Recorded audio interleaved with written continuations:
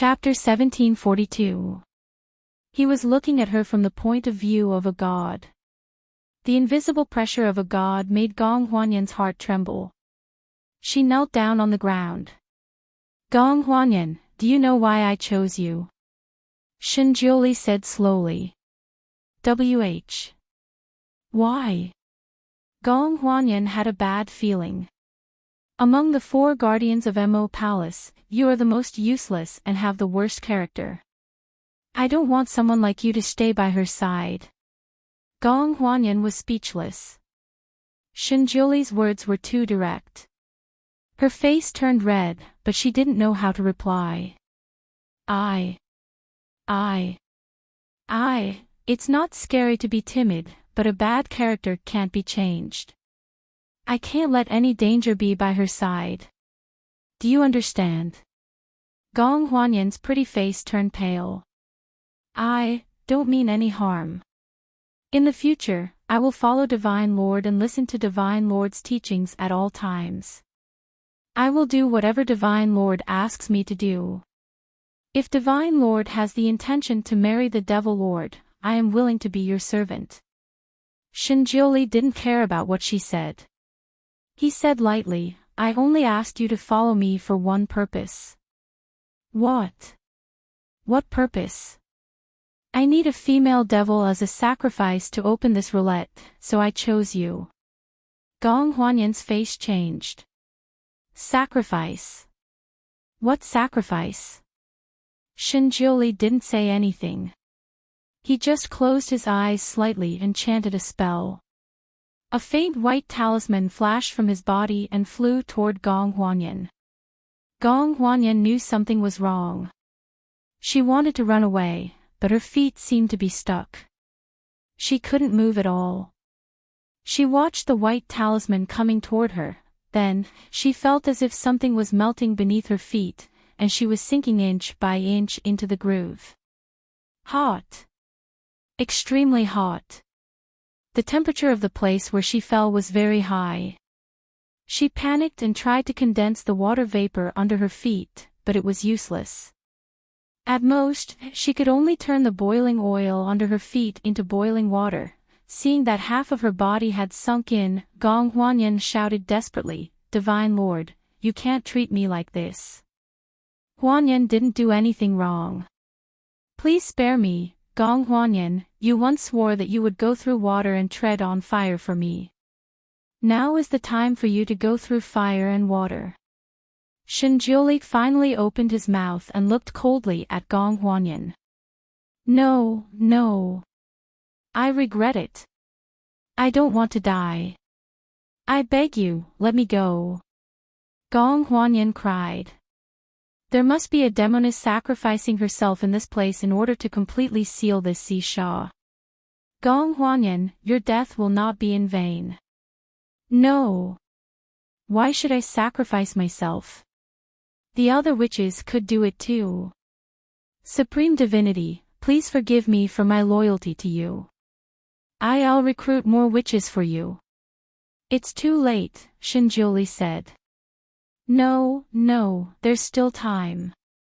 Huanyan can change places with Yueying. Let her be the sacrifice. Gong Huanyan started to speak without thinking. I heard that Gong Yueying saved your life 3 times. You still schemed against her. Gong Huanyan. She didn't expect this supreme divinity to know so much about her. At this time, her heart was filled with endless regret. But it was too late to regret. When her regret and fear reached the extreme, she exploded. Her eyes emitted blue light and her body suddenly surged with layers of blue light. That was the ice crystal magic light. Chapter 1743. When her regret and fear reached the extreme, she exploded. Her eyes emitted blue light, and layers of blue light suddenly gushed out from her body. That was the ice crystal devil light. After the devil light was emitted, everything under her feet began to freeze, and layers of ice spread outwards. Her position as the devil clan's guardian was not obtained out of thin air. She still had some practical skills. This ice crystal devil light was her specialty, which could instantly turn the entire space into water. She wanted to use this technique to escape completely with the water escape technique. The reason why Shinjioli talked so much nonsense with her was that he was waiting for her to use this trick. When the ice spread to his feet, he suddenly flicked his finger at Gong Huanyan. Gong Huanyan screamed. Suddenly, there was nothing under her feet, and she fell into the groove. Below her was rolling lava-like things. She struggled in it for a while, popped her head out once, and then disappeared completely. There was a faint red light flashing in that direction. That was the soul light of the Devil Clan. At the same time, Shinjioli drove the turntable under his feet. At the same time, he took out the prepared voice-transmitting talisman, closed his eyes slightly, and gave the final order, "Start." Her heart was flustered, and she felt as if she was about to lose something, causing her heart to tighten. Mo's eyes were fixed on the voice-transmitting talisman. She did not know if she wanted him to start earlier or later. She suddenly had an idea to throw away the voice-transmitting talisman and then run to the central array to find him. But as soon as this idea rushed out, it was pushed back into her mind. If she did that, she would be crazy. She forced herself to take a deep breath, then another, to stabilize her mind. Suddenly, she realized that she still had a very important question to ask him. For example, what was the grudge between them 50,000 years ago? He kept talking about what happened 50,000 years ago. It was obvious that he had recovered his memory, but she did not. This was too unfair. As soon as this idea came out, it burned in her heart like a fire. She finally found a legitimate reason to look for him. In a fit of anger, she turned around and wanted to jump down from where she was standing. Fortunately, Yi Tianli had been paying attention to her. Seeing this, he grabbed her. "Mo, where are you going?" Mo subconsciously said, "I still have something to ask him." Yi Tianli almost rubbed his forehead. Mo, as the Supreme Divinity said, you can't come back down once you're in this place. If you have any questions for him, you can wait until the seal is complete. You'll have plenty of time to ask him, right? Mo had been hot-blooded just now, which was why he had almost disregarded the bigger picture and acted rashly. Now that he had regained his senses, he stood in place. "What's wrong with me today?" Shinjioli was a little crazy today, and it also made him a little crazy. Even if he wanted to go into seclusion, he would have to wait until he came out, right? If he had any questions, he could ask him after this matter was over. There was no need to rush. As soon as she stood still, the special sound-transmitting talisman in her hand lit up. She steeled her heart and accepted the call. Shinjioli's calm and steady voice came from it. "Begin." Everything had been agreed upon in advance. Even the position and the amount of force to be used had been clearly stated. Everything had been explained clearly. So, under Shinjioli's command, the 8 groups each started their own roulette. A strange sound came from under their feet. Everyone in the 8 groups used all their strength. Chapter 1744. Mo was no exception. She used her magical power and drove the turntable under her feet with Yi Tianli. The turntable seemed to be carrying a heavy object, and it spun slowly inch by inch. Although the 8 groups were in 8 directions, the speed of the turntable was extremely coordinated, and the 8 turntables spun at the same frequency. It was very tiring to spin. Before the turntable was half turned, Yi Tianli's forehead was sweating, and his legs were sore. He looked at Mo again. She was pursing her lips all the time. Except that her face was a little pale, there was nothing wrong with her, on the main turntable in the center. Shinjioli had already sat down with his legs crossed. He closed his eyes and made gestures. Countless light red lights were emitted from his body. Combined with the light blue ice crystals made by Gong Huanyan, they intertwined around the main turntable, and soon formed a closed space like a lotus bud. Outside the space, there were red lotuses blooming one after another. As the turntable under his feet moved inch by inch, the gate embedded in the ground not far from the turntable slowly opened a gap. There seemed to be all kinds of cries and howls from the gap. Many light red shadows rushed out from the gate, but they directly hit the lotus bud set by Shinjiuli, and then attached to it, as if there was something delicious on it. They desperately sucked it, shaking their heads and wagging their tails as they drilled into the bud. The gap of the gate was getting bigger, and more light red shadows flew out. In a moment, the outer circle of the lotus bud had been occupied by the light red shadows, and it was almost impossible to see the original shape. In the bud, Shinjuli's face was getting paler and paler. The lotus bud he set was condensed by his divine power and divine blood. For those red shadows, it was a delicacy that they could not throw away. Those purple fiends that were originally erupting outwards also seemed to have smelled something delicious. Suddenly, they turned back like huge dragons and rushed towards this lotus bud. The lotus bud was delicious to those red shadows, and the red shadows were delicious to the purple evil. The purple evil turned back and directly rolled the lotus bud, wanting to swallow it together. Obviously, it could not swallow it, but like those red shadows, once it bit it, it could not let go.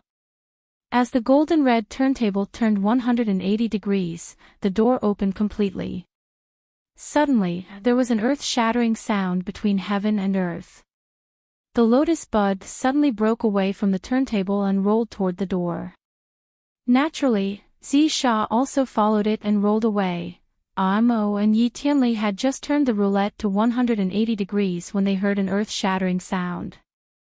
The space above their heads suddenly cracked open, and their bodies involuntarily bounced upwards, rushing directly towards the crack. Between heaven and earth, rumbling sounds could be heard incessantly. The mountain collapsed. Amo was sent flying into the sky by that inexplicable force. The force was too great, so great that she couldn't resist it. By the time she had completely stabilized her body, she was already in midair. The people from the other 7 groups also shot up one after another.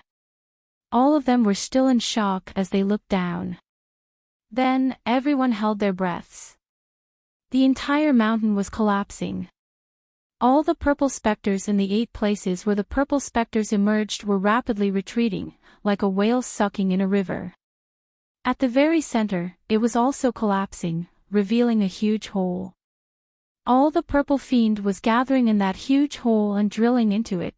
The giant cave was like an enormous black hole, sucking in everything around it. Purple evil, huge rocks, trees. Chapter 1745. Those things flew in crazily and then disappeared. Everything rolled into the black hole. It was a spectacular scene. The original mountain peak had disappeared, and the original landscape had undergone an earth-shattering change, causing everyone present to be dumbfounded. The purple haze that was spreading outside quickly disappeared and the sky slowly became clear again. Amo stood there. After she glanced down, her eyes started to wander around. Her eyes quickly scanned the people around her, and then her heart sank inch by inch. Shuilan, Heaven Sovereign, the 4 guardians of the demon clan, the state preceptor of the human realm, Yi Tianli, the celestial generals, everyone from the 8 sealed groups had ascended. Not a single one of them was missing. But what about Shinjiuli? What about Gong Huanyan? Why didn't his group come up? Why didn't he come up? The collapsed ground was where he was. Could it be that he didn't have time to escape? Was he sucked into the black hole? Impossible. They were all involuntarily ejected. It didn't make sense that he wasn't ejected too. His martial arts were so high.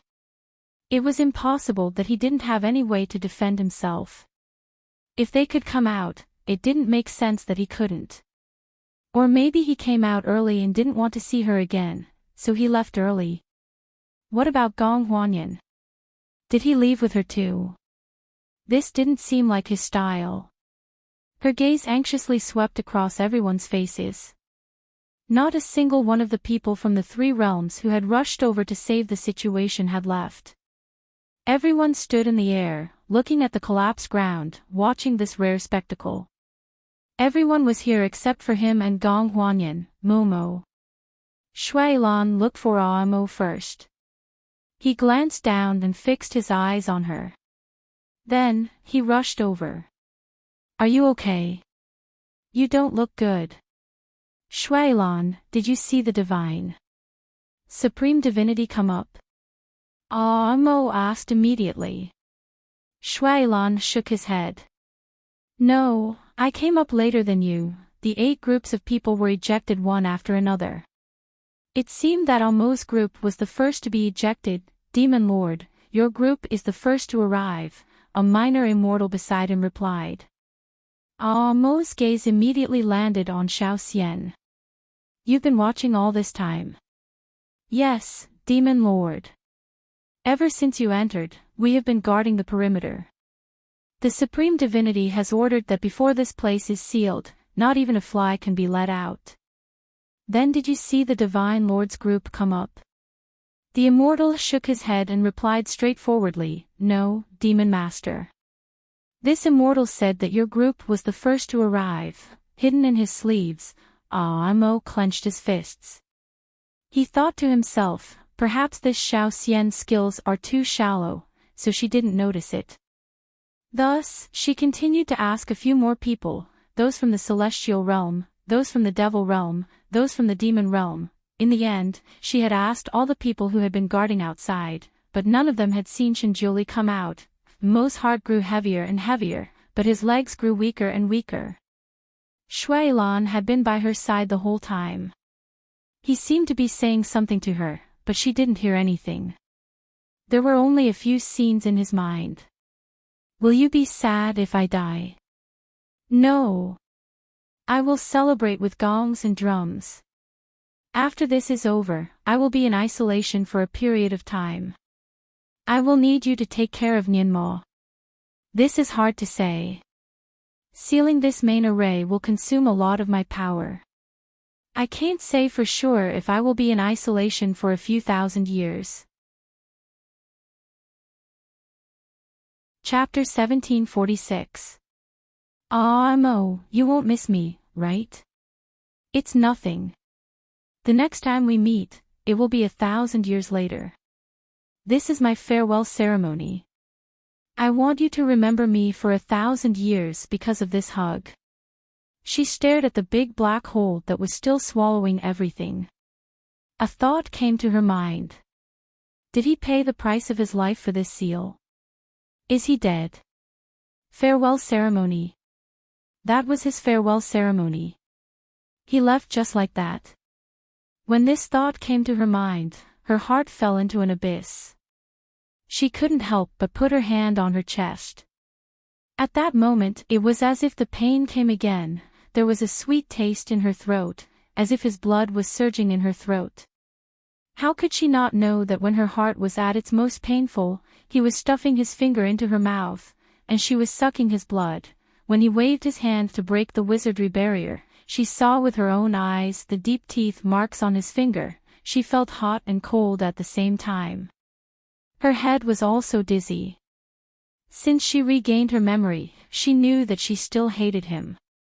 She hated him for locking her up because of Wu Mo. She hated him for indiscriminately giving her a slap. She hated him for taking another woman away and leaving her behind. She hated him for always protecting that woman and letting her experience the tribulation and turn into ashes. Layers upon layers of hatred piled up and formed a knot in her heart that wouldn't go away. While she hated him, she also sadly found out that she still loved him. She never knew that there would be a day when she would love someone to this extent.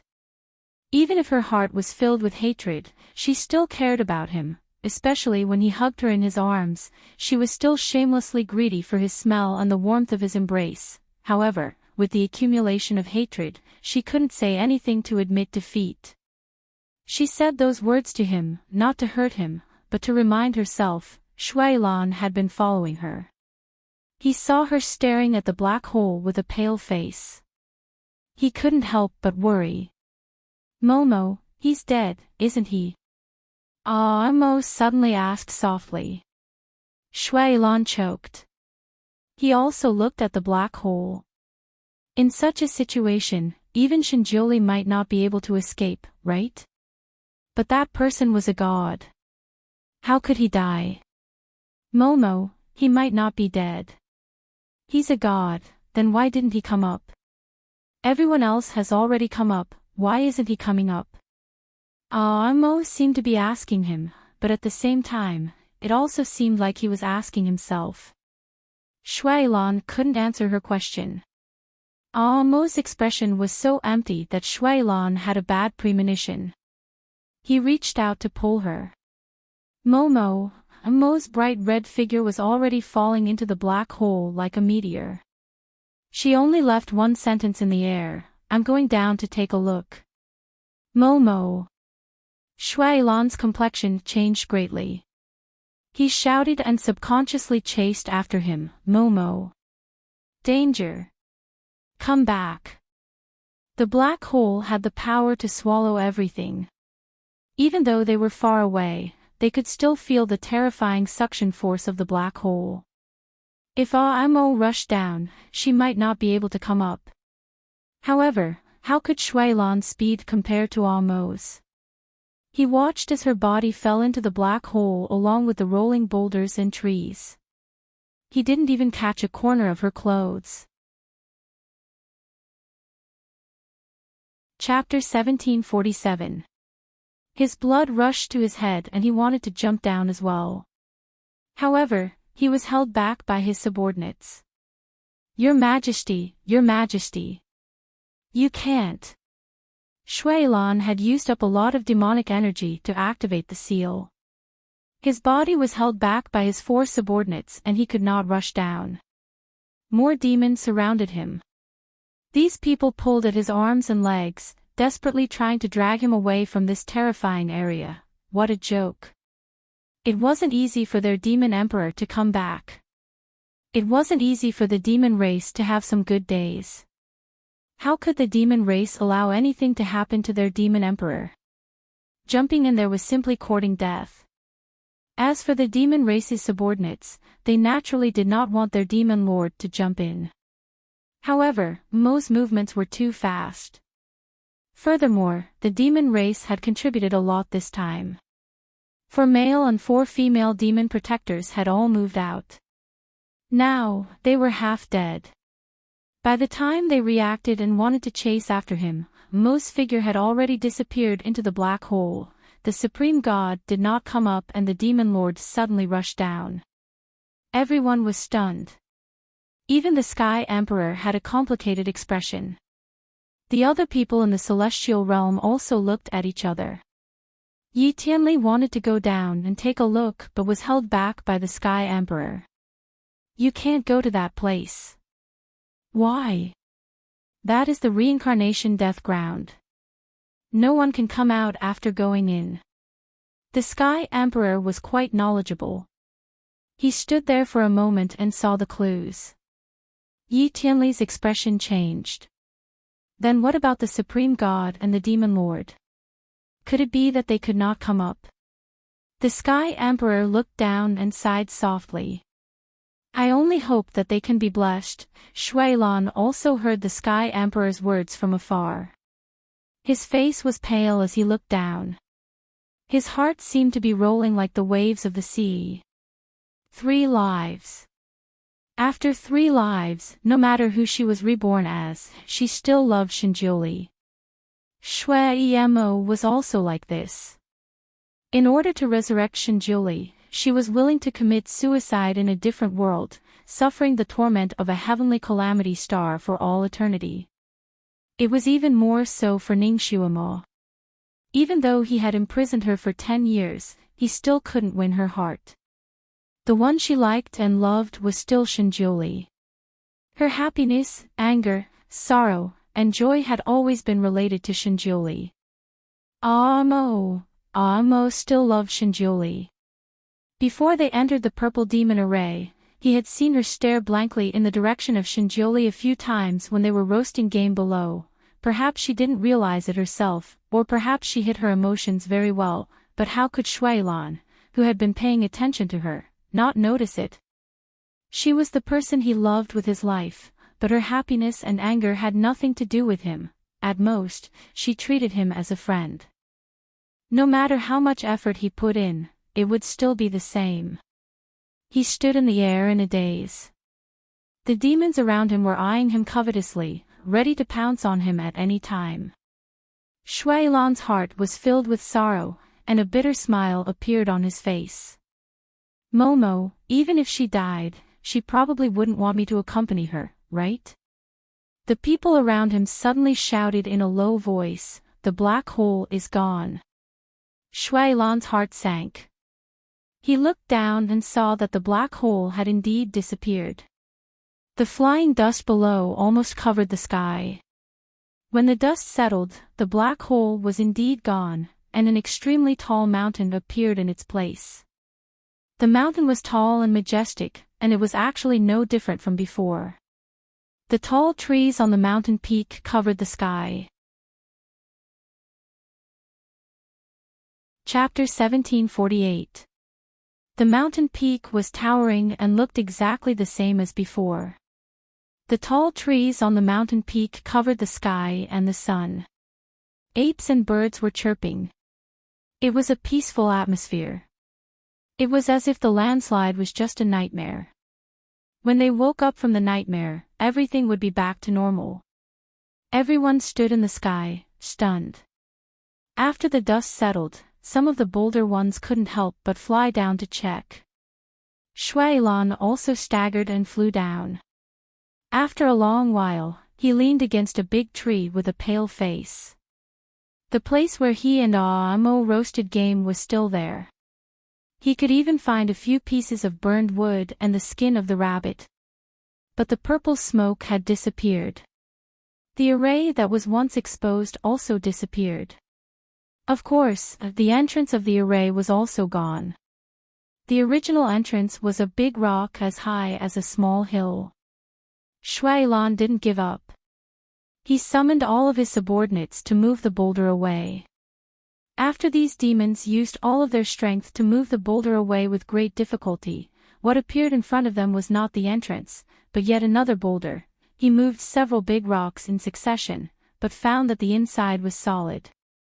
It looked like the soil and stones hadn't been moved for thousands of years.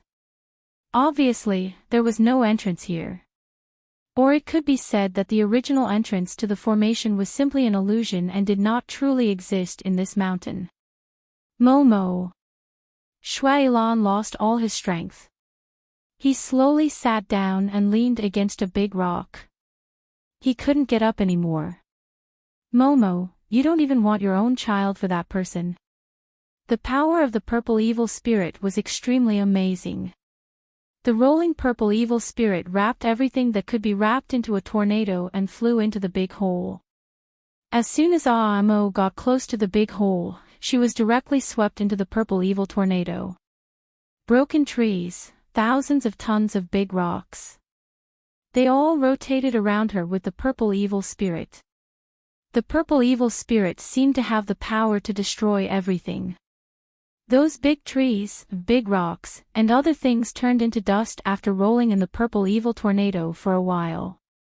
If Amo didn't have a protective enchantment around her, she would have been melted by the purple evil spirit. The current Zisha was different from the Zisha when she first entered the formation.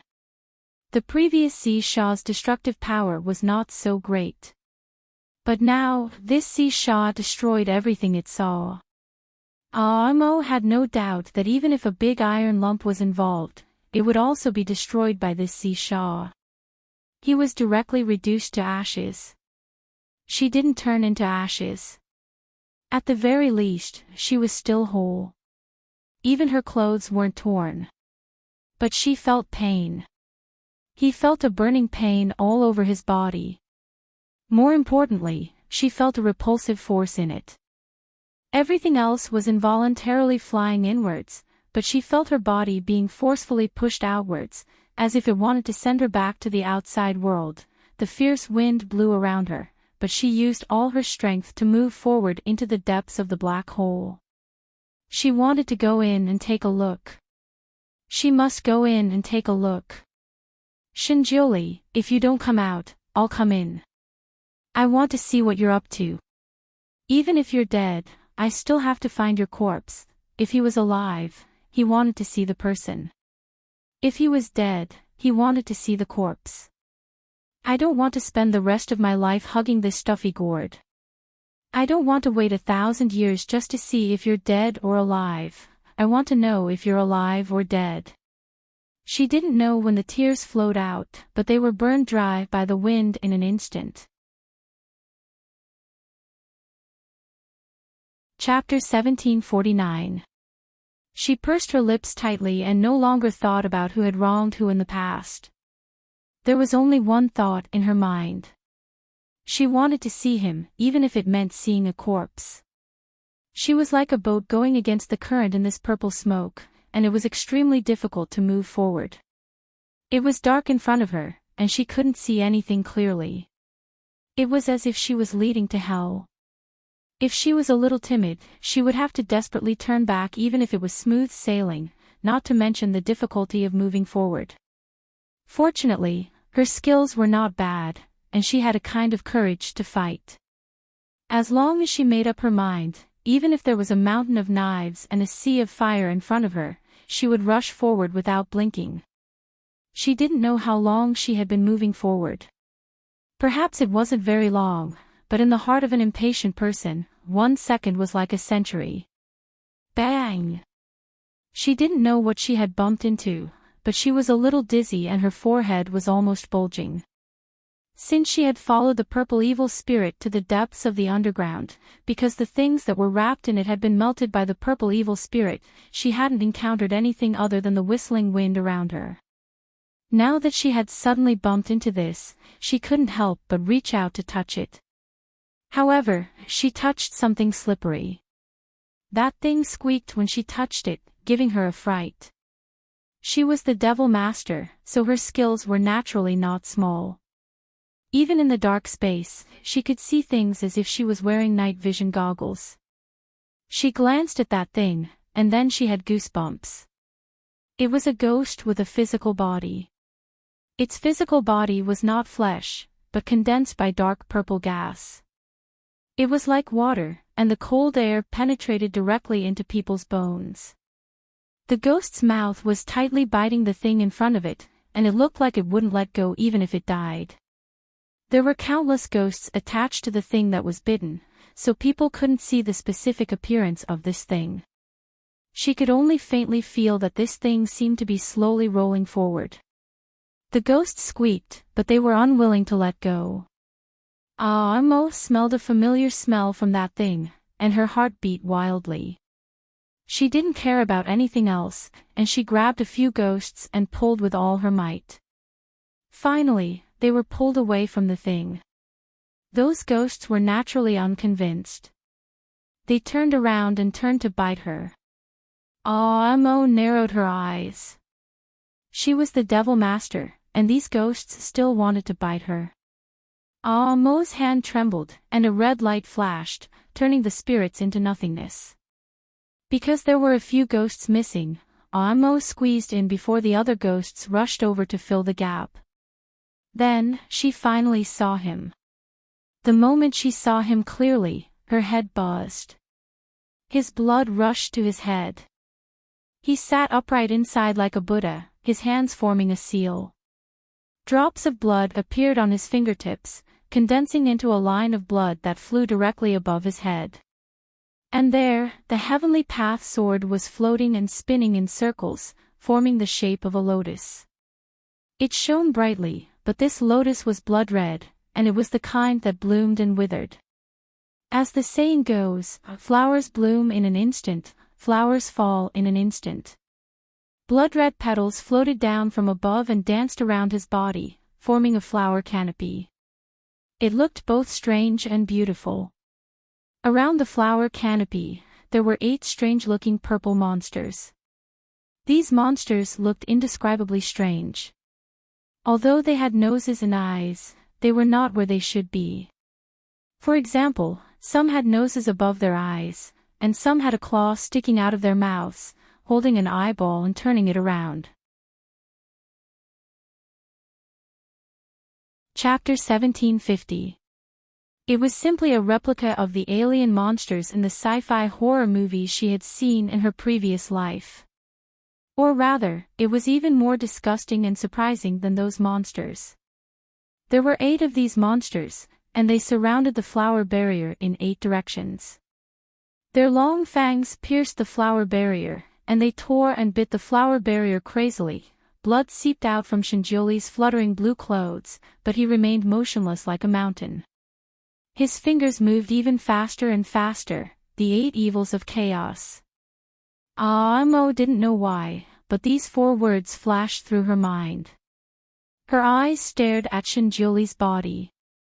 She knew that those petals were transformed from his divine blood, and the 8 monsters were actually gnawing on his flesh. His face was already as pale as a sheet of paper, but the expression on his face was cold and indifferent. It was just like what she had often seen, high and mighty, untainted by even a speck of dust. A true god, as if he was not going to die, but just an ordinary meditation. When she was still an ordinary person, she felt that Shinjoli was like a god in the 9 levels of heaven. He was immortal, emotionless, and desireless. She wanted to tear him down from his pedestal. It turned out that he was really a god, and an ancient one at that, the only god in the world. But she was a demon, an ancient demon. Even she herself couldn't remember the origin of the demon. She was a demon, but she was different from ordinary demons. She was the only demon in the world who could go against him. To think that 2 completely unrelated people would actually have such a deep relationship and actually fall in love with each other. This was truly a miracle. Amo looked at him from the outside. Just by looking at him like this, her restless heart strangely calmed down. Her eyes fell on the monsters. The 8 evils of chaos, formed by countless evil thoughts and resentment when heaven and earth were first formed. They liked to eat demon blood and were immortal. They could be sealed with demon blood. When they sensed that heaven and earth were not in harmony, they would come into being and control the purple evil to destroy heaven and earth. They could eat everything in the world. When the purple evil appeared, heaven and earth would end. Amo clutched the lotus-like enchantment tightly and stared at him who was meditating inside the enchantment. Inexplicable words emerged endlessly in her mind. She didn't know where these words came from. They seemed to have been engraved in her mind a long time ago, but they had been sealed away by the vicissitudes of time and now floated out again. If this was true, then she should be the one being devoured by the 8 evils of chaos. Not him. The lotus bud enchantment was moving slowly. Following the direction of the movement, she saw the open door. Was he sitting here waiting for the 8 vicious beasts to eat him clean and then roll into this door to seal the 8 vicious beasts again? It turned out that this was Z Shah's Tao of sealing. The Z Shah was still desperately circling around the lotus bud. Because of the dead souls on the lotus bud, once the Z Shah bit the lotus bud, it wouldn't be able to escape. After Shinjoli sealed the 8 evil beasts in the lotus bud, he would use all his divine power to purify the Z Shah outside. Amo placed his hand on the barrier of the lotus bud and finally said in a hoarse voice, "Shinjoli, let me in." She said these words with her magic power, which could penetrate everything with or without substance. Shinjoli, who was meditating inside, seemed to be shocked by an electric shock.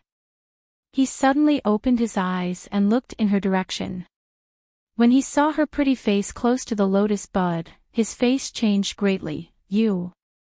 What are you doing here? Get out. Let me in." Amo only said these words. Chapter 1751. This is not the place for you to come. Devil Master, this has nothing to do with you. Shinjuli's voice was harsh and urgent. I will purify them. You will only be a hindrance if you come in.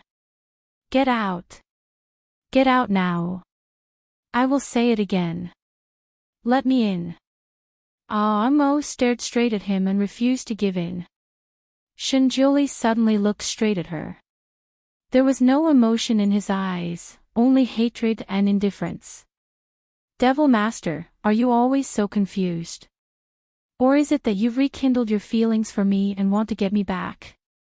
Don't you care about Lizine anymore? She and I are already married. His words were very vicious, and the hatred in his eyes was more like a thorny whip. Aomo's eyes were dark, and her face was slightly pale. She still said the same thing, let me in. Shinjioli secretly took a breath. Ning Shuimo, don't make trouble for me. To tell you the truth, after I seal this place, everything I owe you will be cleared.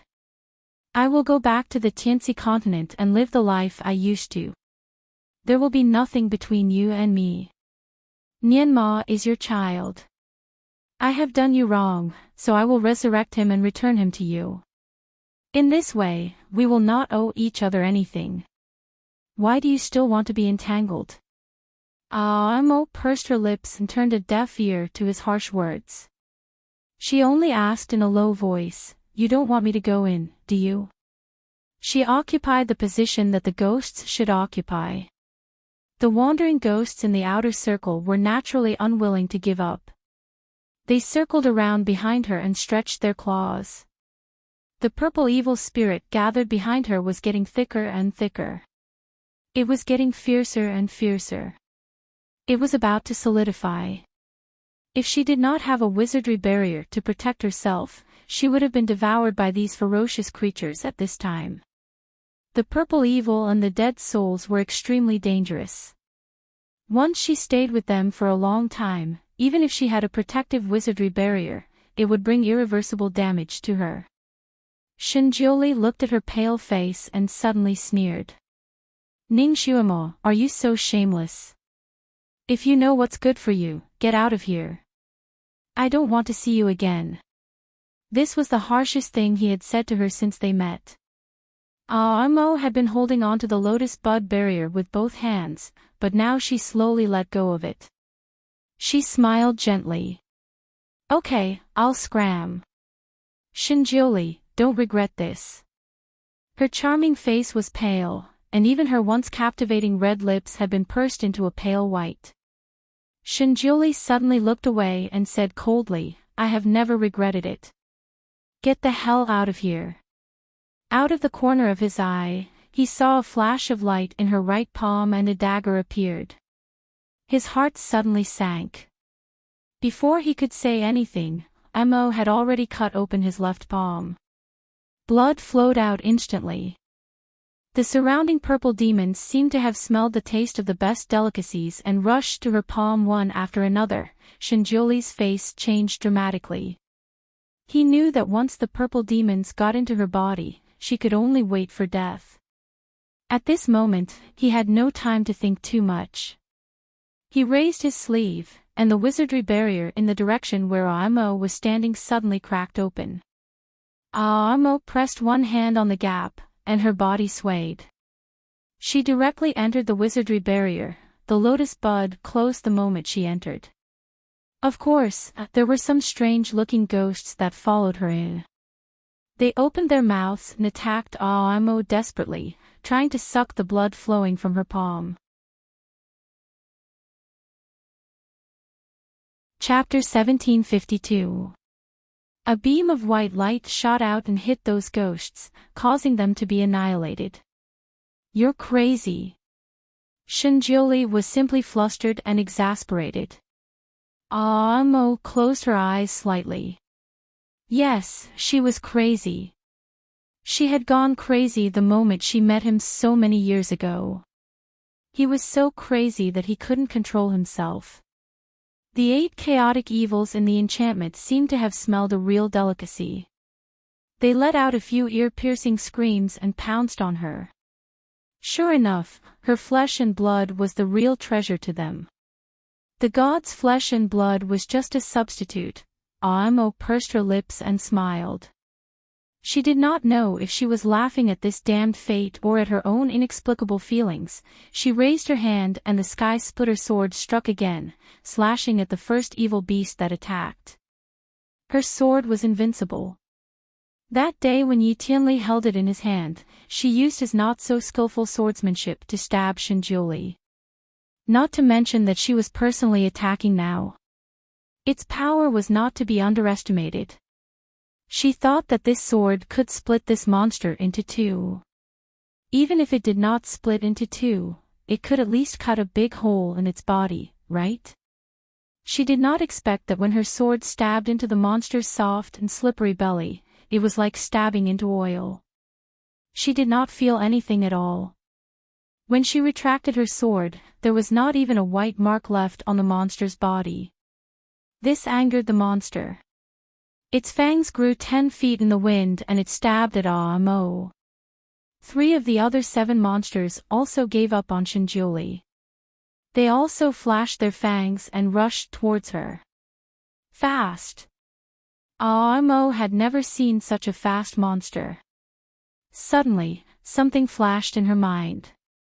She curled her lips and smiled, but her eyes flashed with a hint of fierceness.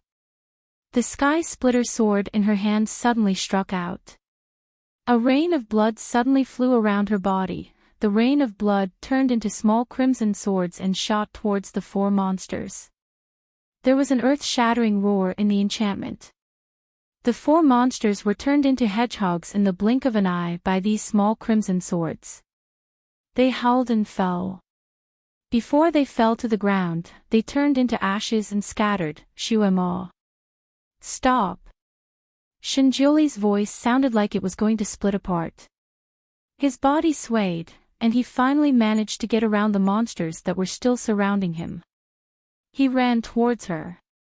His running speed could not be said to be slow, but right now he had lost too much of his internal energy, so he was a bit slower than Amo. They watched as her figure flashed and dashed towards the other 4 evil beasts. Fresh blood burst out from her body once again as another round of blood swords shot out, nailing the remaining 4 evil beasts to the ground before turning them into ashes.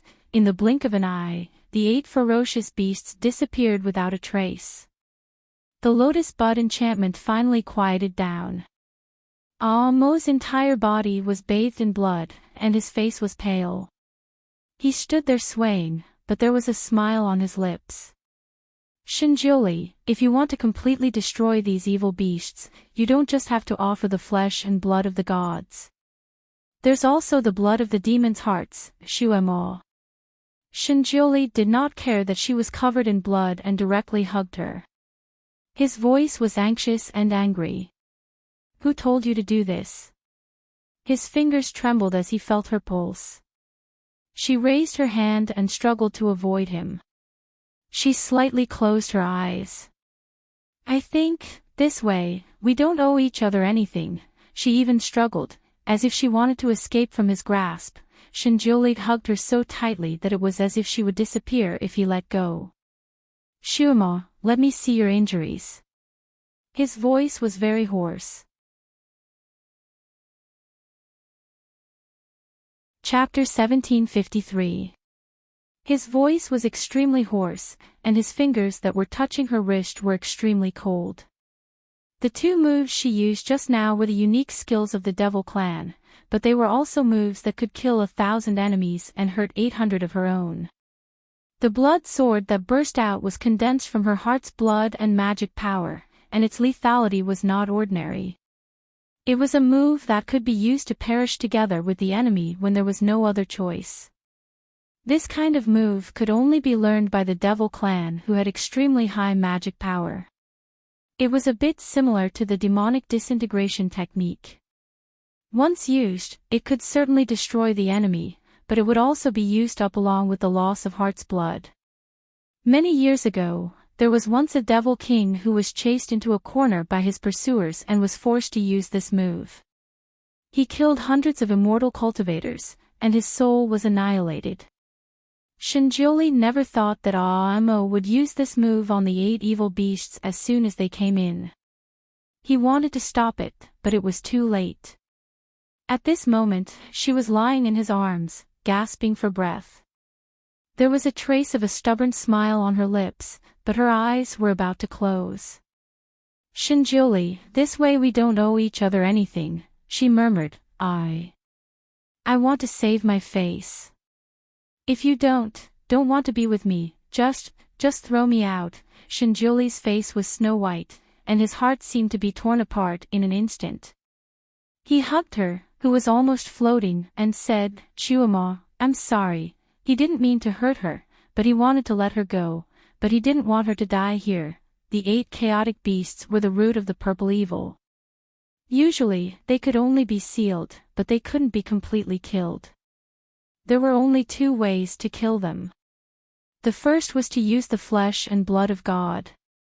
God would use a special curse technique to cover his flesh in blood, turning it into blood lotus petals that would scatter in all directions. These evil beasts would eat these petals, and when they ate a certain amount of flesh and blood with the curse, the 8 evil beasts would explode and die. Of course, God would also cease to exist. At the last moment, God would use his last breath to turn into a heavy rain, completely purifying the remaining purple evil chi between heaven and earth. In the future, there would be no more purple evil chi, and the world would be peaceful again. As for the second method, it was a little more complicated. It required the gods and demons to work together. The gods would sacrifice their own flesh and blood and wait for the 8 evil beasts to devour half of the god's blood before using the demon heart sword technique to kill these evil beasts. And what Aamo used just now was the heart sword technique. To use this technique, the first thing one had to do was to sever one's own heart meridian. Then, one had to use a special technique to expel the blood from the heart meridian out of the body and turn it into a blood sword. No demon king who used this move could survive. Right now, Amo's pretty face was deathly pale. Lying in his arms, she already looked like a lamp that had run out of oil. Shinjoli's face was pale. He hugged her tightly and called her name by her ear. This name had long been engraved in his bones. Chuama, Chuama, Chuama. At the same time, he pressed his palm on her back and channeled his psychokinesis into her body to connect her severed heart meridian. Amo struggled in his arms again and wanted to break free. I don't want to get you back. I just don't want to owe you anything. I want to use my own method to be even. Go back to the Tianxi continent and live your own life. Go find Xin. I don't want to take revenge. I don't want to take revenge. I just want you to not let her appear in front of me again. Tears seeped out from the corner of her eyes, gradually wetting her curly eyelashes. However, her little mouth stubbornly pursed. Chapter 1754. Although she was lying in his arms, her body was trying to stay away from him. She even tried to break away from his hand that was connecting her pulse. You don't want me anymore. Shinjoli, if you don't want me anymore, just stay away from me. Her tears and her words were like a knife, twisting and turning in Shinjoli's heart. He hugged her and hugged her to his chest. Chuama, I'm sorry. I didn't mean what I said just now. How could I not want you? I've never given up on you. It's just. Without Luzine, I would have dealt with her a long time ago. After I found out the truth, I dealt with her. Chuama, I only like you, I only love you. There has never been anyone else. Listen to me and let me heal you, liar. Liar. You said that you were married to her, and you even blocked the lightning for her. Aamo was half awake and half confused. Her little hand was holding his sleeve stiffly. Her fingertips were clearly touching his collar, but she refused to grab it. She felt wronged. You sent me flying because of her, and my stomach hurt. My stomach hurt so much at that time, but you didn't care about me, I was a jerk at that time. Shuemo, I'm sorry. Shinjuli felt as if there was a lump in his throat, and he couldn't speak. Naturally, he knew that his slap that day had caused her indescribable harm, whether it was physical or mental. He explained to her as he transferred his telekinesis into her heart, Lizine and I weren't married. I blocked the lightning for her because I owed her father a favor, so I had to help her pass the lightning tribulation. He tried to summarize the matter with Lizine as he rubbed his face against her tear-stained face. Shuemo, the person I've always liked is you, and I've never thought of marrying anyone else. Come, be good and let me connect your pulse. She seemed to have accepted his explanation. Her stiff body showed signs of softening, and she was no longer so against him healing her. He took the opportunity to channel his psychokinesis deeper. Shuemo, be good. Follow my psychokinesis. I will cure you. She was already half asleep, as if she had sunk into those old nightmares. So many people wanted to kill me. No one cared when I had a high fever in the inn. No one cared when I cried. No one cared when I fainted in the bathtub to reduce my fever. No one cared when I almost drowned. The children were hungry, and so was I. But I couldn't find anything to eat. Her tears flowed out again. Shinjuli's lips trembled as he lowered his head to kiss her gently. He hugged her even tighter. Shuemo. It's all my fault. At this moment, she was no longer the cold and distant devil master. Instead, she was like a child who had been wronged. She unknowingly spilled out all the grievances of the past. Shinjuli connected her heart with one hand and held her in his arms with the other. From time to time, he would wipe away her tears with his lips.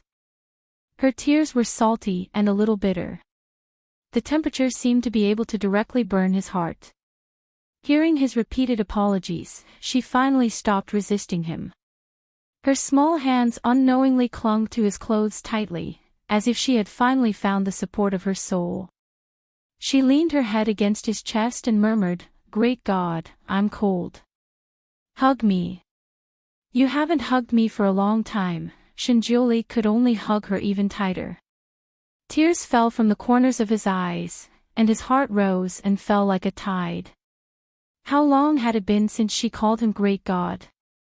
How long had it been since she leaned on him like this?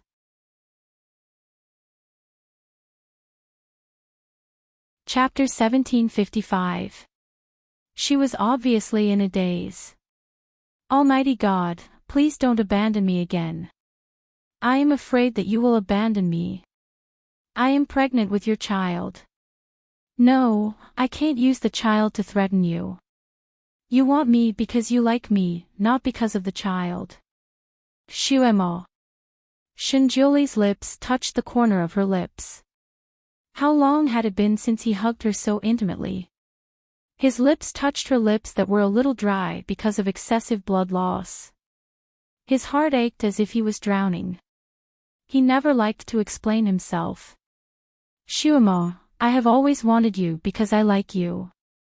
Shuemo, I am afraid that you will abandon me. Shuemo, hang in there. Think about me and Arnyenmo. He is still waiting for you to go back. As he spoke, he forcefully infused her with his psychokinesis to keep her alive. He could not let her die. If she died, then what was the point of all the sacrifices that he had made? What was the point of him saving the world? It was only because she was in this world that he wanted the world to be safe and sound. She also wanted to be safe and sound.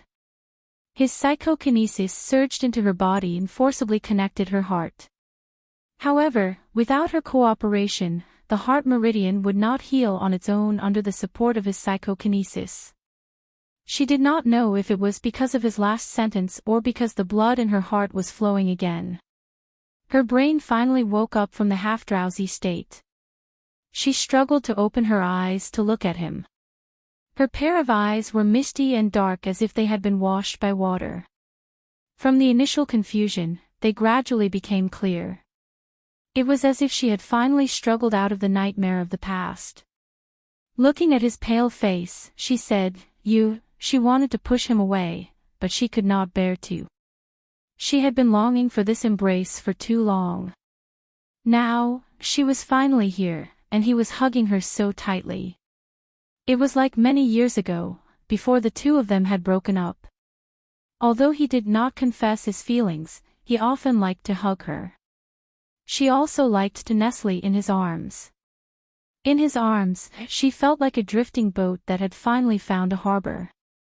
It was a warm and peaceful feeling. He was the only one who could give her this feeling. No one else could. She wanted to push him away, but she couldn't help but lean against him and stare at him. What you said just now, was it true? You didn't lie to me when I was about to die.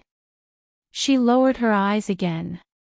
You've always liked to lie to me. You even erased my memories. Shinjioli, it seemed that not only had all her memories of Ning Xuemo returned, but even the memories that had been erased had also returned.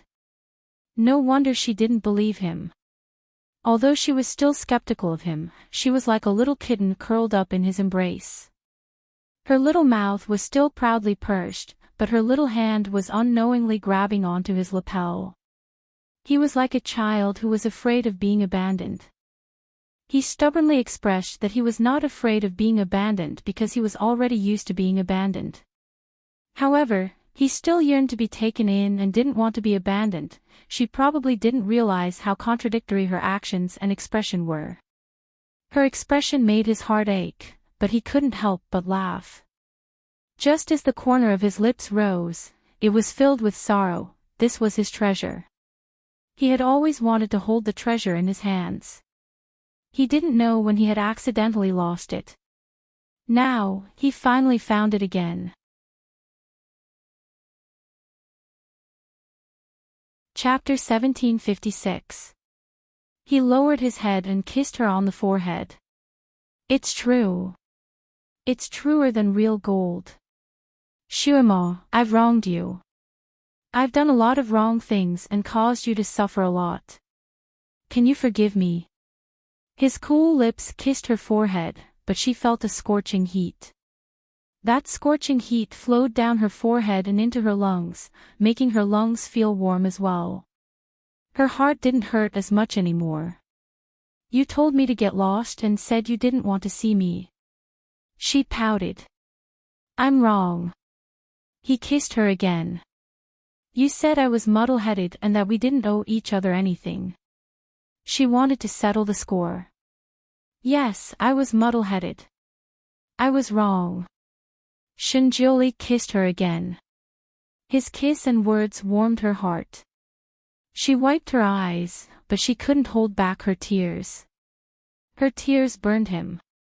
He lowered his head and kissed her forehead, her eyebrows, and her eyes. He kissed away her tears. Xuemo, don't cry. I've wronged you. I'll let you hit me and punish me, okay? He wanted to say this for a long time, but he didn't have the chance. Now, he finally said it. It turned out that the Almighty Great God also knew how to say sweet nothings. Although this was something any man could say, when it came from his mouth, the unfairness and grievances in Aomo's heart finally subsided. She was still very reasonable. She also remembered some of her own things. I'm also in the wrong. I also hurt you. Recalling her coldness and behavior towards him in Mo Palace, her heart ached. She raised her hand and touched his back. Your injury. He grabbed her hand and held it. I'm fine. That injury has already healed. The two of them held each other's hands and felt each other's warmth. Mo arched into his arms. I threw your flowers and hurt you, it's okay. Those flowers were originally for you. It doesn't matter what you do with them. I've hurt you so many times. It's only right that you hurt me, not to mention that it's just a superficial injury. As Shinjioli spoke, he channeled his telekinesis into her. He could feel that her mood was gradually stabilizing, which was a good sign. I even destroyed your flower bed. Mo began to reflect seriously. Shinjuli's eyes dimmed slightly, but he quickly smiled. Shuemo, let's not talk about this anymore. It is more important to heal you. Do you still want to see little Ninmo? Of course he wanted to. Thinking of his son, who was like a pink dumpling, Mo's spirits were slightly lifted. That's right, she couldn't die. She still had a son. If she died like this, little Ninmo would be very sad. She had yet to play with him as his biological mother. Her desire to live increased greatly, and her eyes shone slightly. Seeing her bright eyes, Shinjuli knew it was time. Come, Shuemo, follow my telekinesis. You can use. He recited the incantation to connect her heart and veins. She blinked her eyes and agreed without hesitation, okay. She wanted to live. Her son was waiting for her, and Shinjuli was also waiting for her. She stared at his face. His face was too pale, and she was a little worried. How are you?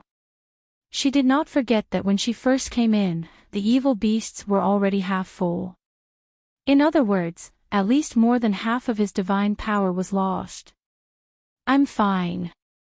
Shinjuli kissed her eyes and slowly moved his hand to her chest. Shuemo, you can't delay any longer. I have to start now. In order to connect her heart and veins, she must actively cooperate. Chapter 1757. Mo tried her best to ignore the awkwardness of his palm pressing on half of her breasts. She closed her eyes and began to sense his power. She also mobilized her remaining power to cooperate with him. Just now, when she had rushed into the black hole in a moment of hot-headedness, she was actually prepared to die. When her memory was restored, she could hate him and blame him. Even if they were strangers for the rest of their lives, she would not mind. However, she realized that she could not face his death. The moment she realized that he did not come up, she felt as if the sky had collapsed. On the way to the ceiling point, the scene of him desperately trying to save her kept flashing in front of her eyes. His embrace, and his farewell, his hesitation, his patience, and his paleness. Everything about him turned over in her heart. Sometimes, whether a person was good to another person or not was not determined by his words but by his actions. When everything followed instinct, one could tell whether a person cared about another person or not. At that time, in the milky white wizardry barrier, he could not hide his nervousness for her. Although he later said that everything was for the sake of the big picture, if she thought about it carefully, his words and actions were obviously insincere. Some things needed to be sensed by heart, not just by listening to him. He obviously cared about her very much. Mo's mind was sharp. Subconsciously, she actually understood it. However, because of the past, she did not want to forgive him for the time being. Not forgiving him did not mean that she wanted to see him die. Therefore, she rushed down directly. If he disappeared in the black hole, she would not be able to get out. In the wizardry barrier, she used the mind sword technique because she knew that this method could kill the 8 evil beasts. Secondly, she also had the idea that they would live and die together. She would rather die first than watch helplessly as he was eaten to death by the evil beasts. Now that he was not dead, and she had the hope of surviving, she naturally wanted to live.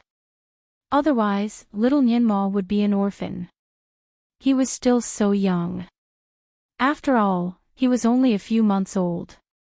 His unreliable parents had already made him so sensible. If she died like this, she would feel sorry for her child. Thinking of this, her desire to live became stronger. She tried her best to cooperate with Shinjuli's telekinesis. The two of them were used to cooperating, so they were not unfamiliar with each other at this time. He could actually conjure up a bed and let her lie on it while he treated her, but she didn't know if it was because his skills weren't up to par or because he didn't want to put her down, but he kept her in his arms. His blue robe was wide and her body was petite and exquisite. Lying in his arms, she almost sank into it. One of her arms was still wrapped around his waist, and she felt very comfortable lying in his arms. Every girl liked to be protected by the person she loved, and to have a pair of strong arms to lean on when she was tired. Amo was no exception. Shinjioli was the only person she wanted to rely on. No one else was good enough for her.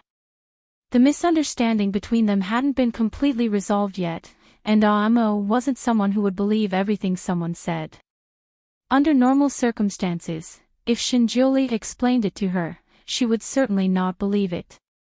At most, she would be skeptical. In reality, there were many husbands who had an affair and were caught in bed by their wives. Even if he swore that they were just chatting under the quilt, it was naturally not credible.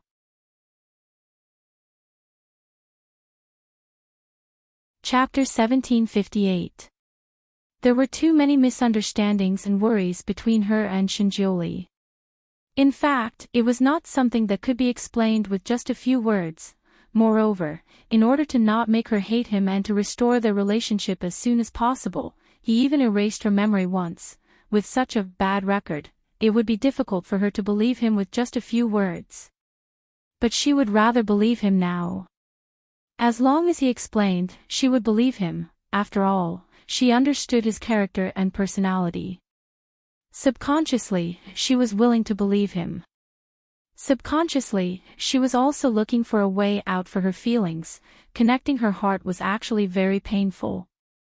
It was not much worse than when her heart was in pain, but she felt that it was bearable. Sweat dripped from her forehead. She pursed her lips and did not say a word. Is it very painful? Shinjioli looked at her in his arms. If it's painful, just scream. I won't laugh at you. He reached out a hand and put it beside her lips. How about I let you bite it?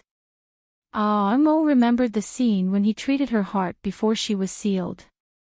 It clearly happened not long ago, but now that she thought about it, it felt like it was a lifetime ago. Her gaze fell on his fingers. There were still 2 rows of clear teeth marks left by her. How was he letting her bite it? He was clearly letting her see the evidence of his crime. Amo glanced at him. Why didn't you remove the marks on it? Such a small injury was just a matter of wiping it away, but he let it be so obvious. Shinjioli looked down at her and smiled. This is a memento that you left for me. Of course, I have to keep it. Then should I make this more memorable? Amo picked up his hand and put it in her mouth, pretending to bite it. Her small mouth was soft. When the tip of her tongue touched the skin of his palm, he felt a burst of numbness spread from his palm to his heart. How was this biting? She was clearly teasing him. In addition, one of his palms was still pressing down on a certain key part of her body. Moreover, the woman in his arms was the woman he had loved for 3 lifetimes. It had been a long, long time since he had hugged her like this. It had been a long, long time since he had been so close to her. No matter how much of a gentleman he was, he still had a strange feeling in his heart. His eyes darkened, and his originally pale face turned red. Something surged in his chest, as if it was about to surge up to his throat. He was shocked and quickly suppressed it. He secretly took a deep breath and kissed her forehead. Be good. He was still treating her. Although her heart meridian had been connected, it was still not firm. He still needed to use his psychokinesis to comb it over and over again. He still could not be too distracted. Under normal circumstances, this kind of treatment would be nothing to him, but now, although she didn't need Amo's help anymore, the pain she felt from being combed over and over again wasn't fake. In the arms of her lover, she was especially weak. She hugged his arm and sounded a little aggrieved. It hurts, Shinjuli apologized. It was necessary to feel pain when he combed her heart meridian. It would be wrong if it didn't hurt. If she felt pain, it meant that her heart meridian had been successfully connected. However, looking at the sweat on her forehead, he couldn't bear it, but there was nothing he could do. Bear with it a little. It'll be fine soon, kiss me. Kiss me and it won't hurt anymore. Although she was sweating from the pain, she was in a good mood and looked at him with watery eyes. Sick people were the most important. She liked it when he kissed her. Before he lost his memories, she had snuggled up in his arms more than once and acted coquettishly.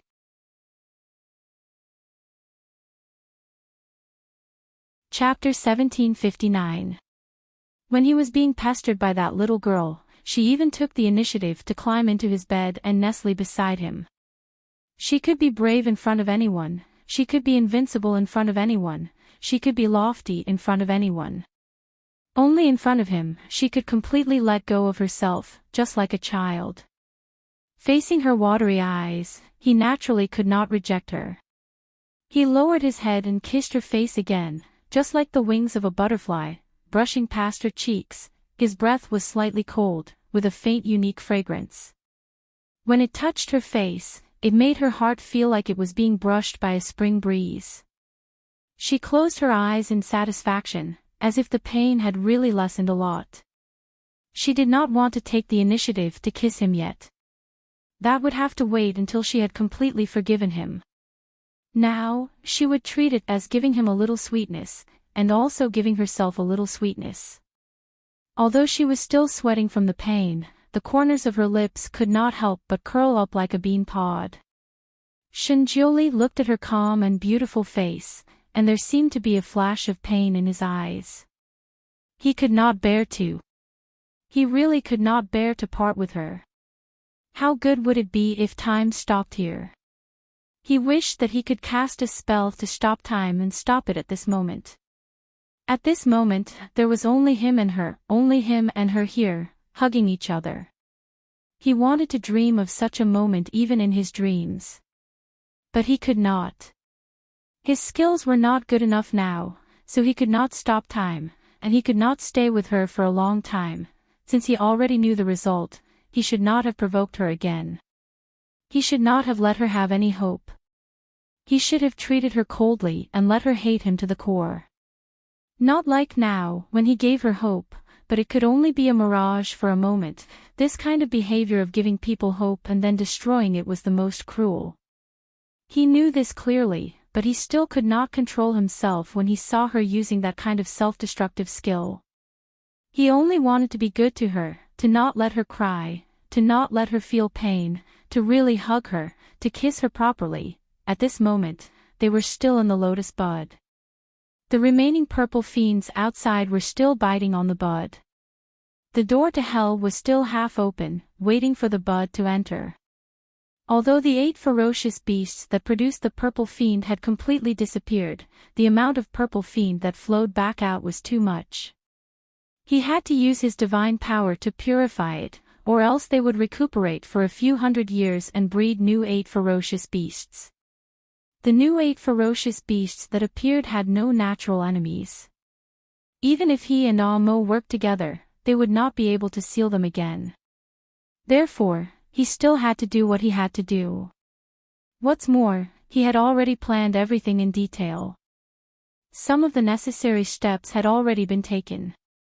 Even if he regretted it now, there was no turning back. The gears of fate had already reached the final juncture, and even he could not restart it. Amo was too tired. She was really too tired today. First, she accompanied the children to play. Then, she went to explore the big array. She even got injured. After a short rest, she followed the large group and went through all the difficulties along the way. She did not know how many battles she had to go through to reach the seal.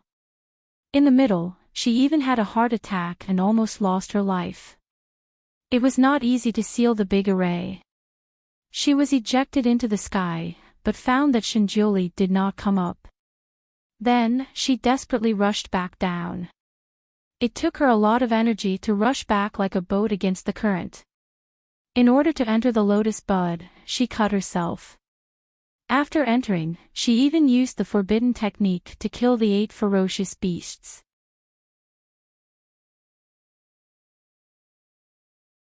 Chapter 1760. Thinking of this, she had almost no time to rest. She had almost lost her life twice. Especially the last forbidden technique, which had consumed most of her magic power and more than half of her physical strength. At this moment, lying in the arms of her lover, she could not hold on any longer. Her upper and lower eyelids kept fighting. If it wasn't for the pain in her heart, she would have really fallen asleep. Shuemo, are you sleepy? You should take a nap. Shinjioli had finally smoothed out her heart pulse. She could not withstand too much stimulation at the moment. Otherwise, her heart pulse would be broken.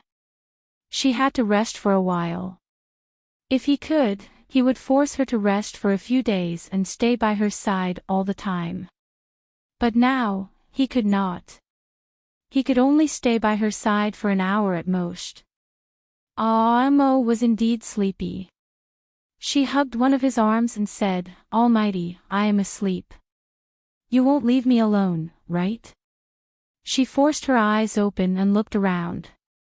"Why don't we go out and rest? This is not a good place to rest." She wanted to get up in his arms. Shinjioli held her down. "Be good. You can't move now. You have to rest for an hour." In this world, he was probably the only one who could say, "Be good," to her. It was as if he was coaxing a child. If someone else said that to her, she would laugh and then slap the person away.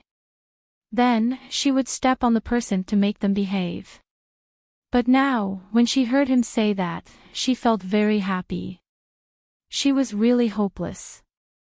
Hopelessly in love with someone, hopelessly wanting to accept everything about that person. She raised her hand and rubbed her eyebrows. Then, she looked around. Except for the wizardry barrier, everything outside was purple. The purple evil spirit had swallowed the entire wizardry barrier. Now, she felt as if she was in the purple evil spirit's stomach. The earth-shattering collapsing noises outside had already stopped. Presumably, the huge black hole had already been filled up, and he and she were most likely trapped under the mountain. She wondered if little Nyenma would be like the agarwood on the treasure lotus lamp when he grew up and would try to save his mother if they could not get out of this place.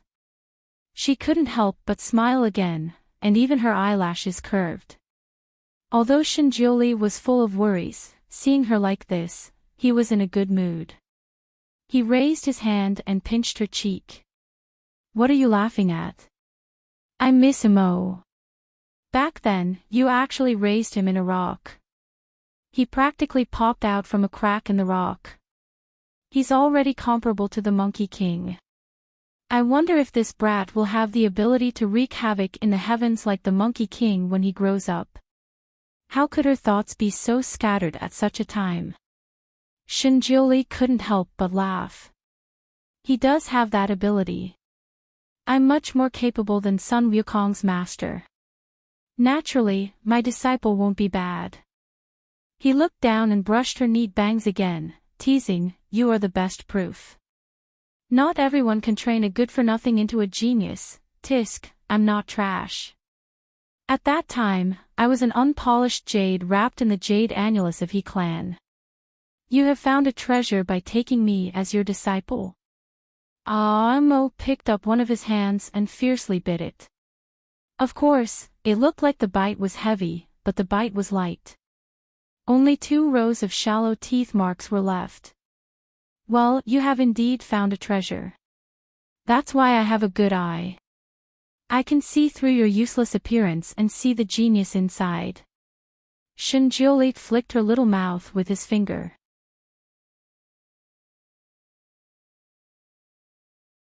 Chapter 1761. The two of them were teasing each other, and everything was so natural. It was as if before they broke up, this was how they got along with each other, snuggling up to each other. It turned out that even a normal conversation could be so warm. For this moment, both of them didn't know how long they had been waiting for.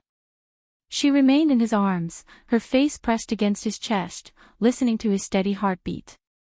Occasionally, she would play with his fingers and squint her eyes slightly, like a cat under the sun, enjoying his caress. The darkness that once blocked her heart seemed to disappear bit by bit as they leaned against each other. In the depths of her heart, which had always been bleak, there was a little bit of sunlight penetrating.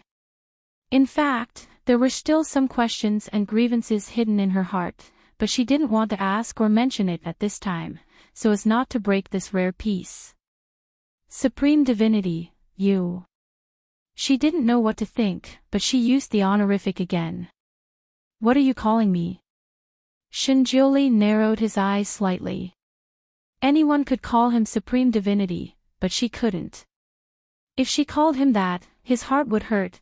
Amo hugged his waist to comfort him, but still asked the biggest question in her heart, Almighty, have you recovered your memories from 50,000 years ago? Did we really have an earth-shattering fight? Who won in the end? Ever since she met him, this guy was high above and inviolable. Even when he was young in Imo Palace, his temperament was not to be underestimated. Although he never fought with her, she knew in her heart that if they really fought with all their strength, she was afraid that she wouldn't be his opponent. Maybe the her from 50,000 years ago could? If she recovered her memories from 50,000 years ago, would she also recover her skills from that time? How powerful was her skills at that time? Originally, she wasn't curious about her from 50,000 years ago, but now she was a little curious. Shinjuli's eyes deepened slightly, and he raised his hand to ruffle her hair. We are evenly matched. These few words were so perfunctory. Amo didn't give up. Then who's the stronger one? Shuama is the stronger one. Shinjuli answered without hesitation. He had been defeated by her for 3 lives, so naturally, she was the stronger one. Amo looked at him. Why did she feel that he was coaxing her? Then what was my name then? Amo settled for the next best thing. She only had the concept of Amo from 50,000 years ago. She felt that it was impossible for a dignified devil master like her to have such a casual name. Shuama, Shinjuli answered. Ha! Amo didn't react for a moment. You were called Shuama at that time. She was wearing a dress that was as red as blood. She was also a demon, so she named herself Shuama. So Shuama is my real name. Amo rubbed his forehead. But why do I only remember calling myself Amo? Shinjuli chuckled. Amo is the name you use when you want to do something bad. You want to create a sense of mystery. Amo raised an eyebrow at him. Why did she feel like he was trying to trick her? Alas, it seemed that she wouldn't be able to get much information from him. If she wanted to completely understand herself from tens of thousands of years ago, she had to recover her memories from tens of thousands of years ago. Because she had sealed her memories with a spell, she had forgotten whether she had memories from tens of thousands of years ago when she was reborn. If she wanted to solve this question, she had to undo her self-seal. Strange. This purple evil spirit only allowed her to recover her memories from her life as Ning Shuama, but it didn't allow her to recover her memories from the past.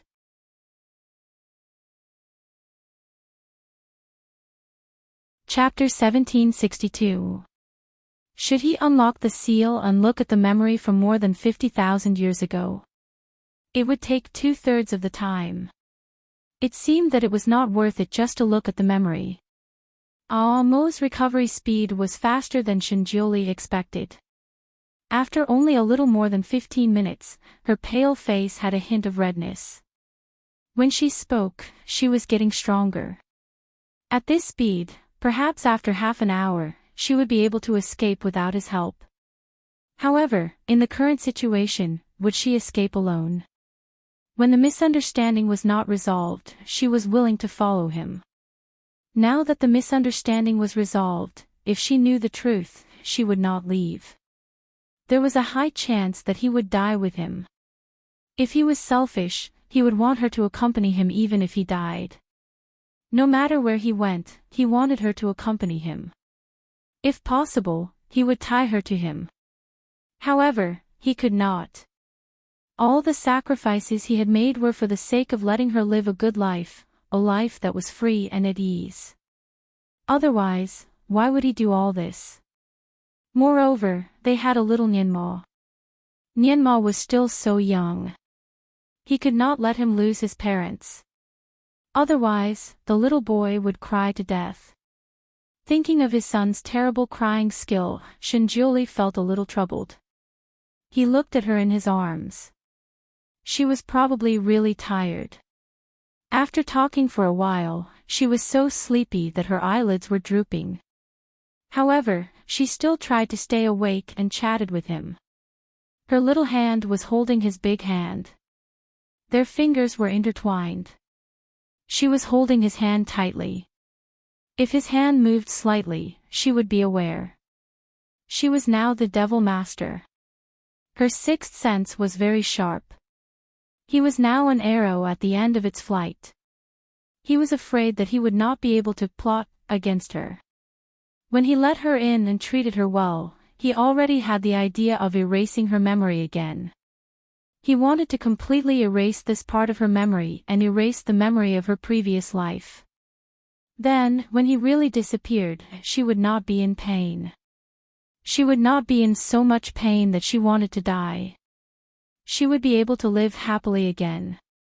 If he succeeded, she would fall asleep.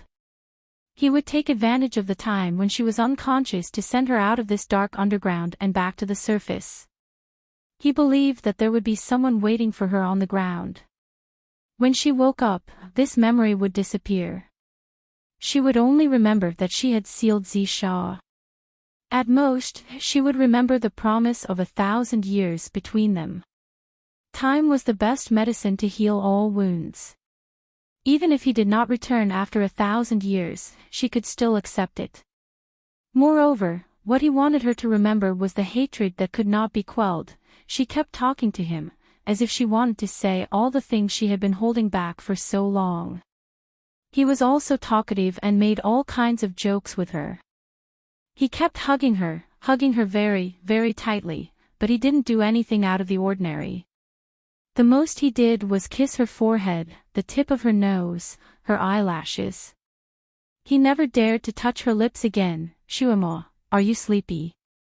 If you're sleepy, lean on me and rest. You'll recover faster if you sleep. He smiled and coaxed her. Shuamo put her arms around his neck and looked into his eyes. Almighty, why don't you kiss me? Shinjioli was a little stiff. He sighed softly, you can't be too stimulated now.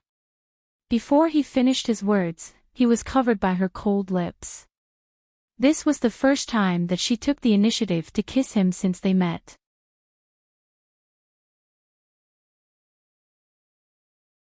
Chapter 1763. Shinjioli's body stiffened. His heart was beating like a drum. He wanted to push her away. Shuamo, it won't be too exciting if I take the initiative.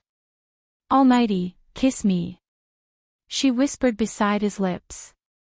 Then, her small mouth kissed him again. She used the tip of her tongue to push his lips open. She hugged and kissed him like a female overlord. There was a faint taste of blood in his mouth. It was the taste of blood that he couldn't swallow in time. She didn't feel it and only focused on kissing him. She used the tip of her tongue to pry open his teeth and danced with his tongue against his. It was a typical French kiss.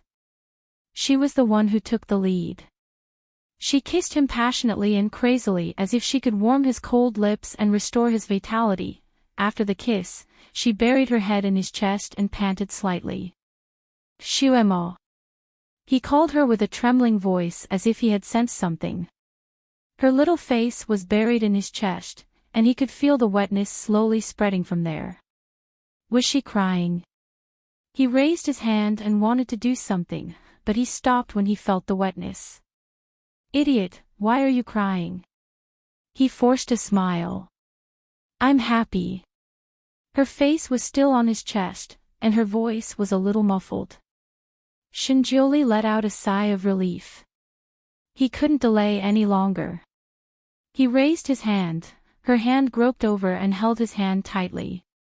Then, she pulled it in front of her. Almighty, I'm sleepy. Let me hold your hand and sleep. Okay. He replied and let her hold his hand. How could he not like the feeling of their fingers intertwined? This was also the last time he would hold her hand. Naturally, he wanted to hold her hand for as long as possible. She was probably really tired. She fell asleep very quickly. However, her sleeping posture clearly showed that she didn't feel safe. Not only was she holding his hand with one hand, but her other hand was also holding his clothes tightly. He looked at her and stared at her without blinking. It was as if he wanted to engrave her appearance in his mind. A moment later, he closed his eyes slightly and raised his other hand, gently hovering above her head. A faint white light emitted and enveloped her. Shuemo, I'm sorry. Forgive me for erasing your memories again. Forget about me, forget about this, then you can live a better life. You have to be happy, and I have to be happy as well. While he was casting the spell, she had been sleeping peacefully. He didn't know what kind of sad dream she had, but tears started to seep out of the corners of her eyes and rolled down one by one. Shinjoli wiped her tears with his trembling hands. This was the last time he would wipe her tears for her. There would never be a next time. In the future, no matter how much she cried, he would not be able to control her anymore. When mortals died, they would still have an afterlife to look forward to. However, he was a god. His death would truly cause his soul to scatter. He would truly disappear from this world and cease to exist. Shuemo, live on. Take our son and live a good life. His hand that was wiping away her tears gradually became transparent, and the talisman on his blue robe also began to flicker. He watched as his hand began to disappear inch by inch. It began to turn into a small stream of flowing light. Once this sign began, it would be very fast. His body was like an ice crystal, cracking and disappearing. After a moment, Shinjoli's figure had already disappeared. The lotus bud suddenly broke and mixed with the flowing light that was originally rotating in the bud. This flowing light lifted Shuemo up like a lover's embrace, enveloping her and flying out.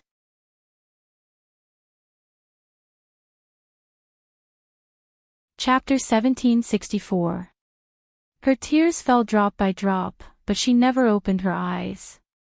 She just slept peacefully and slept. Shuailan was wandering around outside like a madman. He was still looking for a passage to enter. Shinjoli was Shuemo's obsession, and she was his obsession. He wouldn't give up until he saw her come out or her corpse. Because the seal was successful, most of the people in the 6 realms left. There were also a few loyal subordinates of Mo Palace who didn't leave. They were with Shuailan and were searching around the mountain. Suddenly, a faint light flashed from the side of the mountain.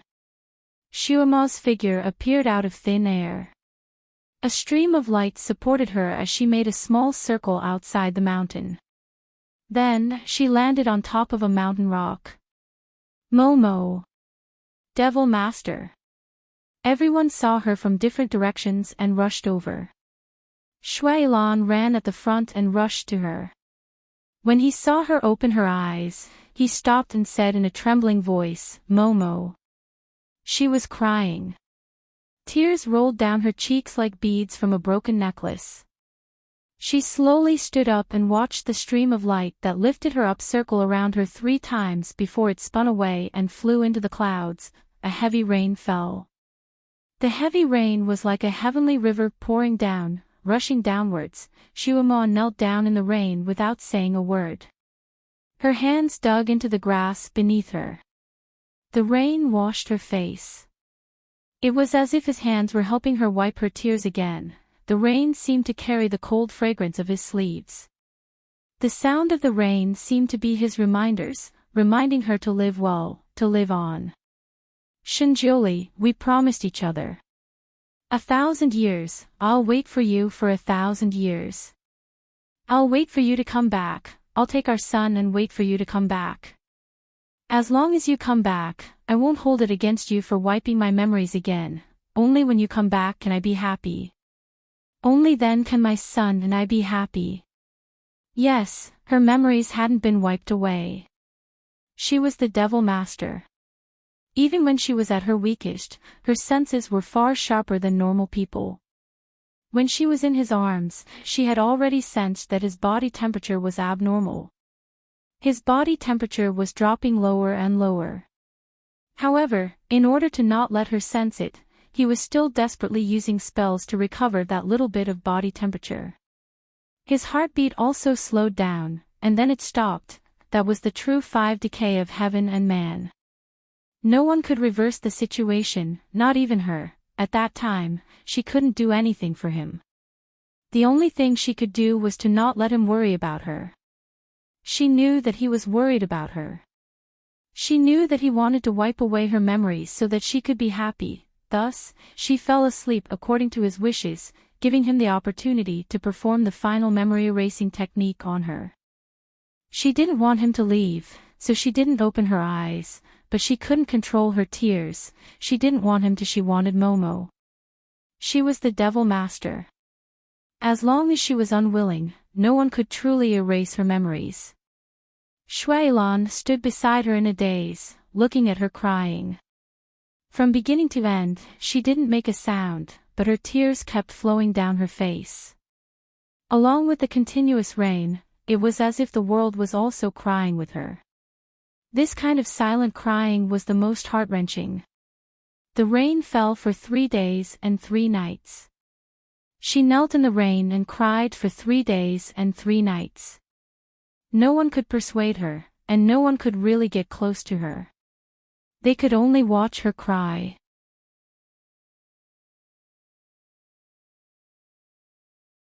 Chapter 1765. 3 days later, the rain finally stopped. A rainbow rose from the horizon, and the green hills were washed clean. The heavy rain washed away all the dirt of the mortal world and purified all the remaining purple evil in the world, leaving nothing behind. Shuema slowly stood up. Her knees seemed to be numb from kneeling, and she swayed as soon as she stood up. Momo. Shuailan, who had been accompanying her in the rain, rushed over and wanted to support her. However, she stepped back a few steps like flowing water, and Shuailan missed. He stood in place and looked up at her.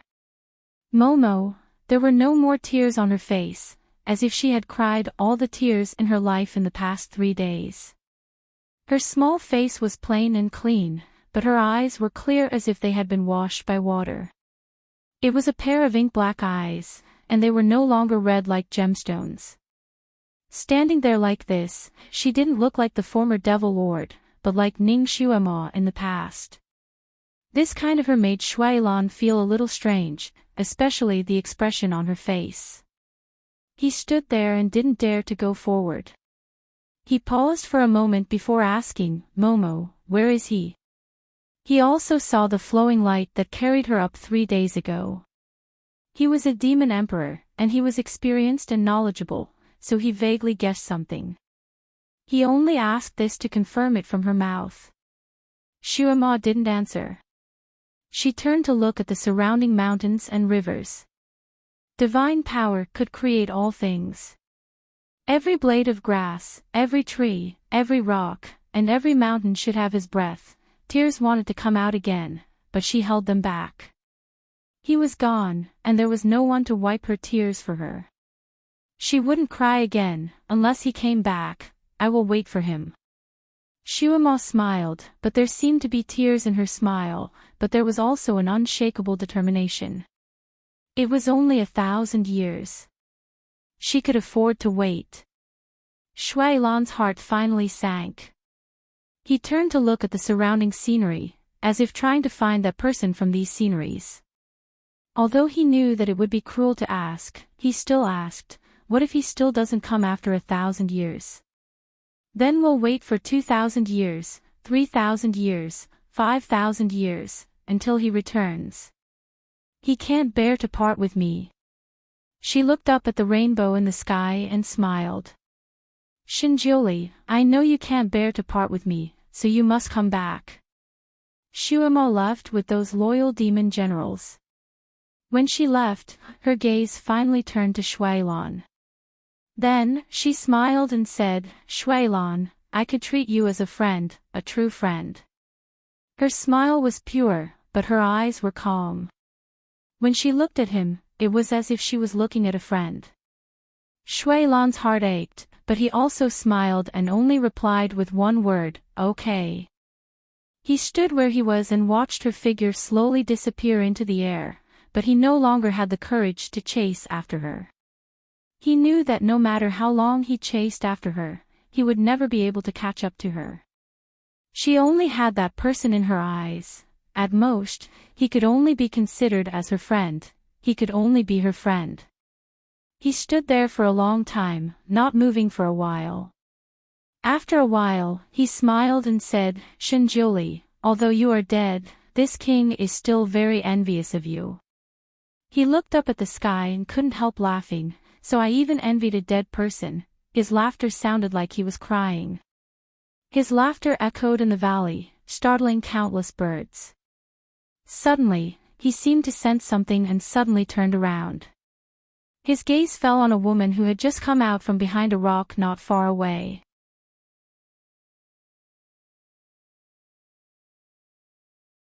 Chapter 1766. The woman was wearing a light red dress, looking elegant and refined. She calmly looked at him and calmly said, Do you want to have a drink? This woman was Fairy Ice Jade, who had worked with him before. He never thought that she would not go back with the other deities and would instead be waiting here. Shuailan's subordinates had already been sent away by him, so he was the only one here. Seeing Fairy Ice Jade suddenly appear, he felt a bit unhappy. Was this woman here just to see him make a fool of himself? His lips curled into a smile that could topple cities, but the words he said were vicious. Fairy, are you waiting here just to seduce this king? Fairy Ice Jade froze and raised her brows to look at him. What did you say? Shuailan slowly walked over and looked down at her. You willingly waited here in the heavy rain and appeared when this king was in dire straits. Is it because you think this king will be grateful to you and agree to drink with you?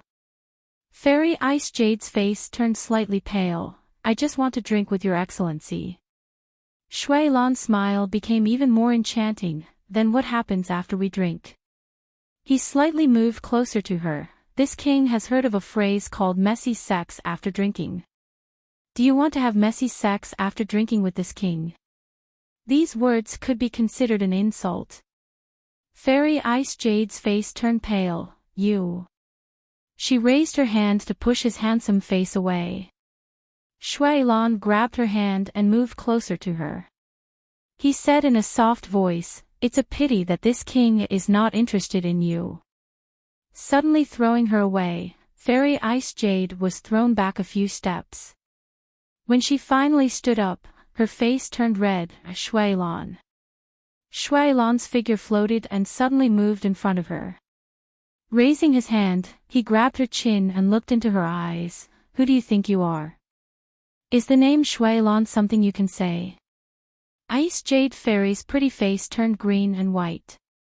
Suddenly, a faint purple light flashed on her body. Shuailan's finger trembled as if it was shocked by electricity. His finger loosened.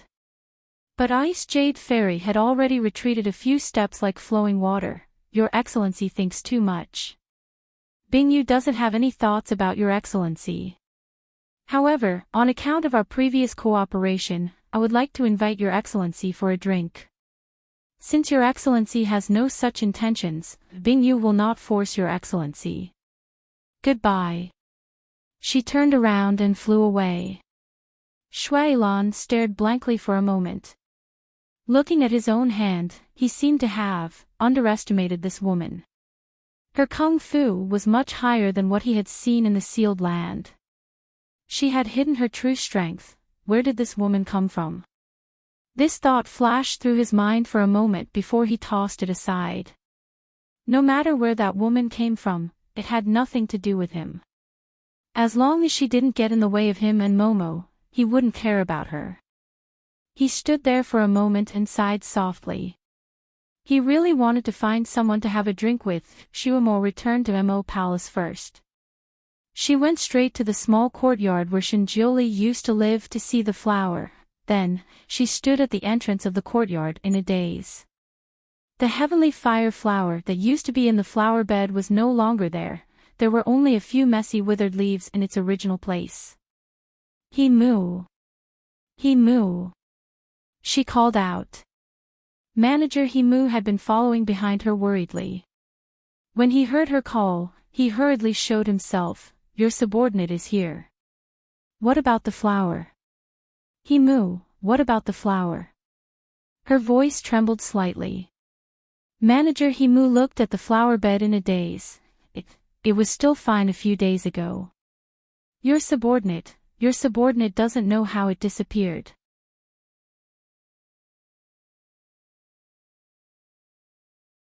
Chapter 1767.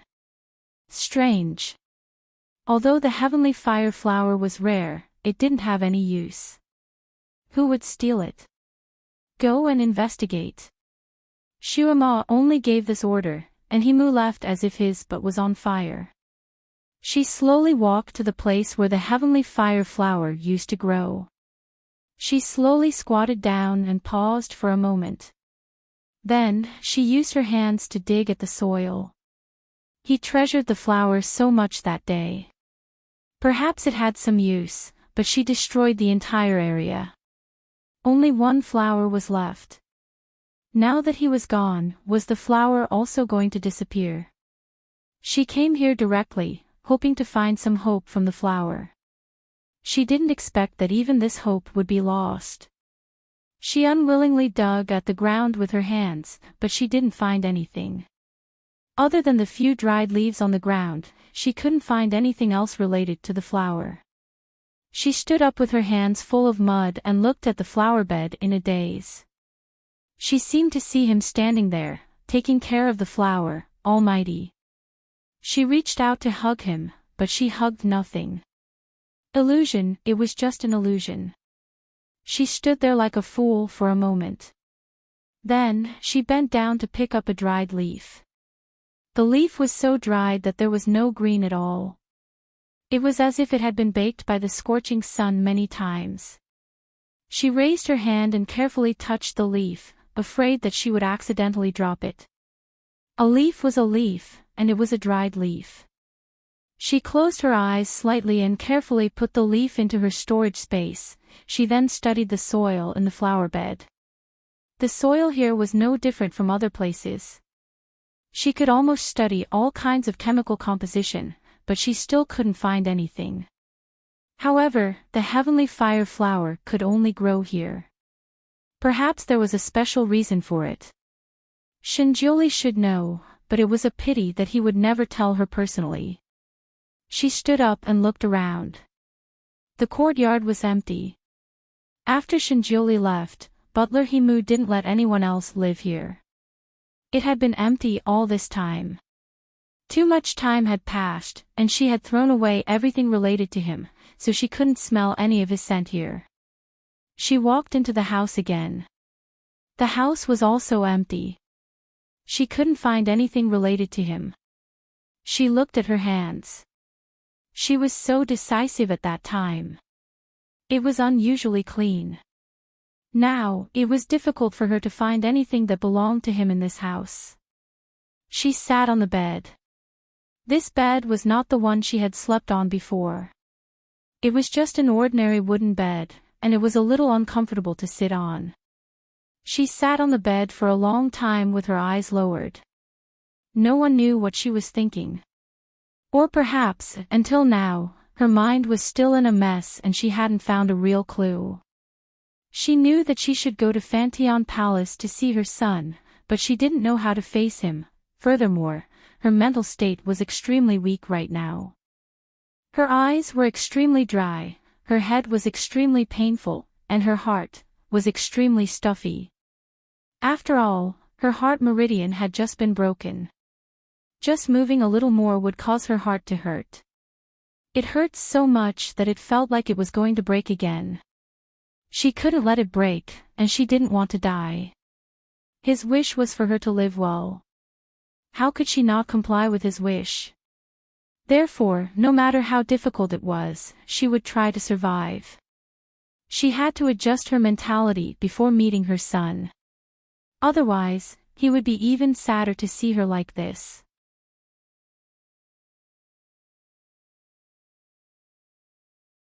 Chapter 1768. She didn't need to look in the mirror to know that she was as pale as a ghost. She waved her sleeves and a set of bedding appeared on the bed. It was exactly the same as the one Shinjioli had used before. Yes, although she was disgusted at that time and wanted to chase him away, she had only been here once, but strangely, she remembered all the decorations in his room, including the color of the bedding. Now, she made a new set of bedding and crawled into the bed. She hugged the bedding tightly and fell asleep in a daze. She didn't know how long she slept. When she woke up again, it was already a day later. She stretched her arms and legs and sat up on the bed. Then, she looked out of the window in a daze. This room was really too small. It wasn't even 1/3 the size of her bedroom. Naturally, it couldn't be compared to his bedroom in the Sun-Moon sect. The room was narrow and small. It must have been hard for someone like him to be cooped up in such a small space for more than a month without any complaints. There were many things that she couldn't think about in the past. Whenever she thought about it, her heart would hurt as if it was being torn apart. She hugged the bedding and thought, why didn't I treat him a little better back then? Even if it was just a little bit. The bedding didn't have his scent. Even if she hugged it, her heart would still feel empty. She lowered her head and thought for a while. In the end, she didn't give up and carefully searched the room for a long time. Her efforts paid off. She finally found something related to him. It was a small piece of cloth with a drop of blood on it. It should have been left behind when he was injured. She found it in a crack in the room. She felt as if she had found a treasure. She gently held the piece of cloth that was no bigger than a fingernail in her palm. There was a little bit of his scent on it, but it was just a little bit. She held the piece of cloth in her palm for a long time. Then, she put it in her storage space. Shuima felt that she was probably suffering from hysteria. She wandered around the Mo palace like a wandering ghost for an entire day. She went to all the places he had been before, searching for anything related to him as if she was searching for treasures. Unfortunately, she was too heartless at that time. After breaking off the engagement with him, in order to cut off all his thoughts, she destroyed or threw away everything that belonged to him. Now, it was very difficult to find them even if she wanted to. However, he had lived here for more than a month after all. If she looked carefully, she could still find some clues, such as the cup he used to drink from, the vase he used to put in, and even the dried flowers he gave her that she casually threw into the trash can. Those things were small and insignificant, and most of them no longer had the aura he once left behind. However, as long as he had touched them, she could not help but collect them. When he gave her flowers, she had never seen them before. She had no idea what kind of flowers they were. At that time, he sent her flowers every day. She only thought that it was a way for him to pick up girls. Now that she thought about it, he was so persistent in sending her flowers. Perhaps he had a purpose. These flowers might have some special meaning. Because too much time had passed, the flowers that were once thrown into the trash can no longer exist. She summoned Manager Himu and asked him where the trash was dumped. Then, she went straight there. After rummaging through the trash, she finally found some flowers. Of course, flowers were delicate things. After being thrown into the trash for so long, most of them had already rotted away. She searched for a long time and only found a few petals or a single branch. She could barely see their original appearance. She studied each one for a while, but still couldn't find anything.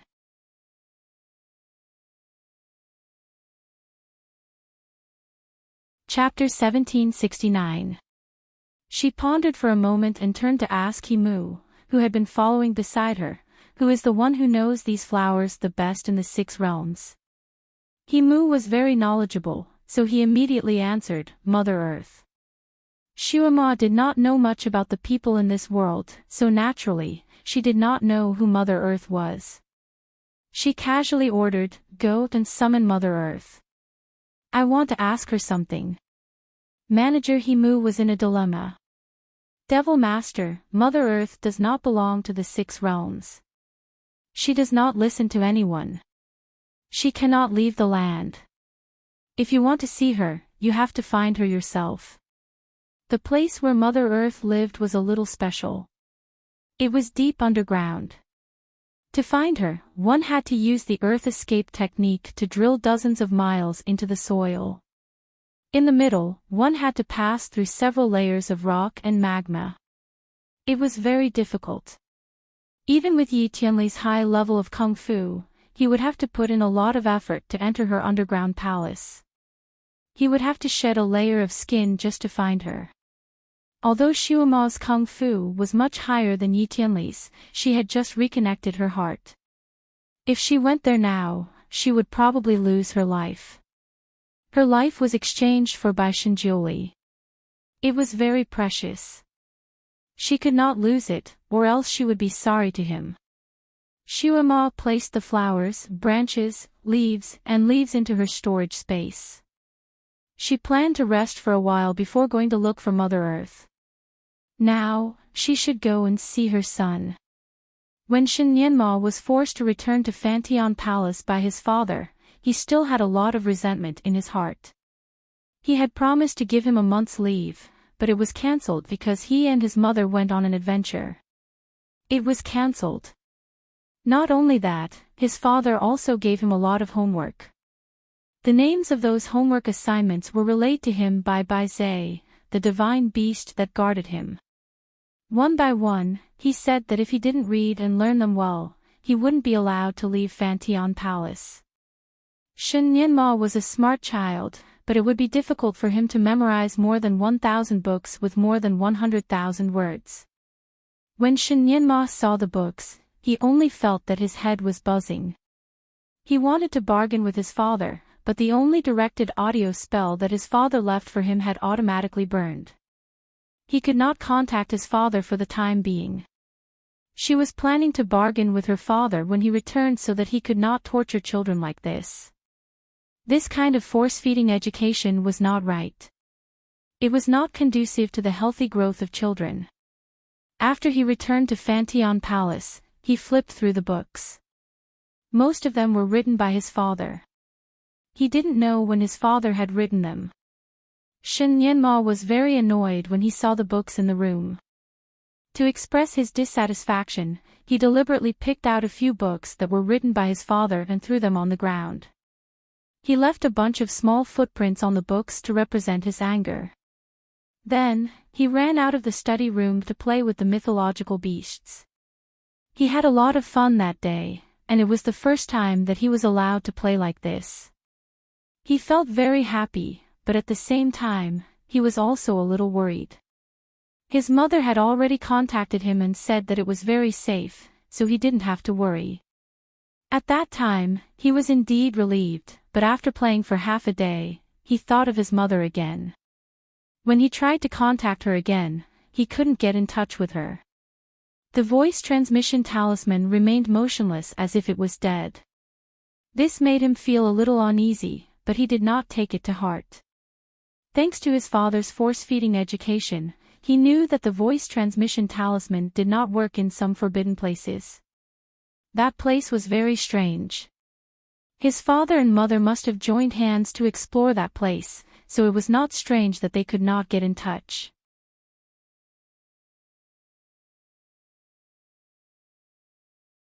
Chapter 1770.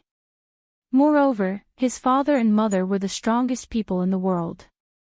With the two of them working together, what difficulties could they not overcome? What else could be difficult for them? After playing for a whole day, he still did not see his father come back until the sky was completely dark. He tried to contact his mother again, but he still could not reach her. However, he began to panic as if he was about to lose the most important thing. It was a strange feeling. He did not know anything, but he began to feel sad and inexplicably wanted to cry. The 8 mythological beasts who stayed with him had their own duties. One of them could even cook. Among them, Tingshi was a master of cooking. Therefore, although Shin Nyenma stayed alone in the Fantion Palace, he did not starve. Although the food cooked by Tingshi was not as good as his father's, it was still acceptable. Although Shin Nyenma had been used to sleeping alone these days, he knew that his father was in the palace and was not far away from him. However, this time, after dinner, he played for a while. When his father did not come back, he began to feel uneasy. He tried to contact his mother again but failed. He could not help but want to run out of the palace to have a look. However, the distance between the Fantion Palace and the mortal realm was not ordinary. When he came back, the 8 mythological beasts were there to pick him up, but it took nearly a day. If he wanted to go there again, he was afraid that he would not be able to reach it in a short time. Moreover, his father had told him that he could not leave the Fantion Palace until he had memorized the books and really mastered them. The 8 mythological beasts were his guards and also to monitor him. He could not leave the Fantion Palace for a while. He had no choice but to climb into bed and sleep. In his half-awake state, he seemed to see his father standing in front of his bed and looking at him. He was shocked. In his dream, he still remembered that he had not done his homework and thought that his father was there to punish him. Therefore, he decided to take the initiative. He pouted and looked as if he was about to cry. "Father, why are you only back now? I am afraid to be alone in the palace. Where is my mother? Is she okay now? What is the purple smoke? It can make animals crazy. Have you gotten rid of it?" He asked a series of questions in one breath. He thought that his father would at least answer him, but he did not expect that his father's figure began to gradually disappear. He jumped in fright and pounced forward, but he pounced on empty air. His body felt cold, and he woke up. His little heart was beating wildly. This was the first time he had dreamed of such a father. He didn't know why, but he broke out in a cold sweat. Her eyes stung, and she had the urge to cry out loud. Before he could come back to his senses, the Fantion Palace suddenly started raining heavily, and the sound of the rain was like the world was sobbing. He lay on the bed in a daze for a long time before running out barefoot. He went straight to his father's bedroom and banged on the door with all his might. "Father! Father!" The door of the bedroom was tightly shut. It was unusually cold, and there was no sign of it opening. His whole body was drenched, but he did not care and screamed desperately, "Father, please open the door. I am scared." Nyenma was scared. "You're back, right?" He shouted over and over again until his throat was hoarse, but not a single person came out. Originally, in order to train his courage, his father would not open the door for him at night no matter how much he cried. Now, it was the same. He scratched the door for a long time and suddenly found a problem. Originally, the door of the bedroom was always covered with a thin wizardry barrier, regardless of whether his father was there or not. As long as his father did not want to open the door for him, it was useless no matter how hard he scratched. However, the wizardry barrier was no longer there.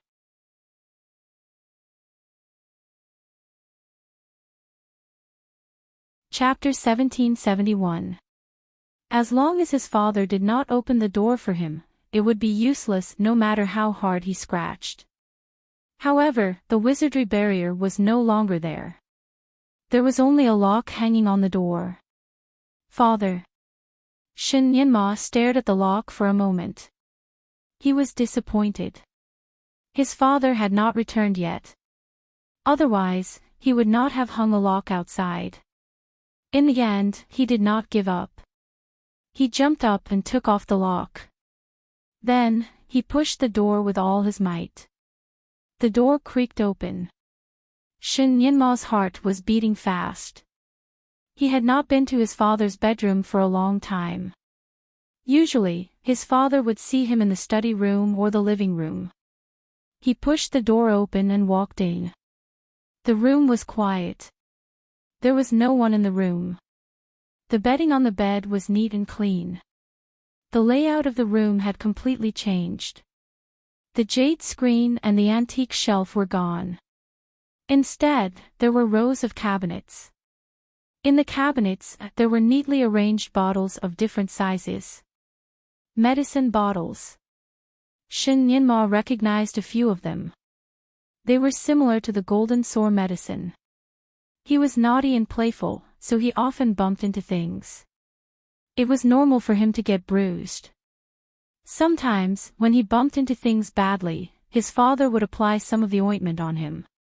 It was very effective and almost relieved the pain. Usually, his father would put these things in his storage space. Why were they all here this time? There were so many of them.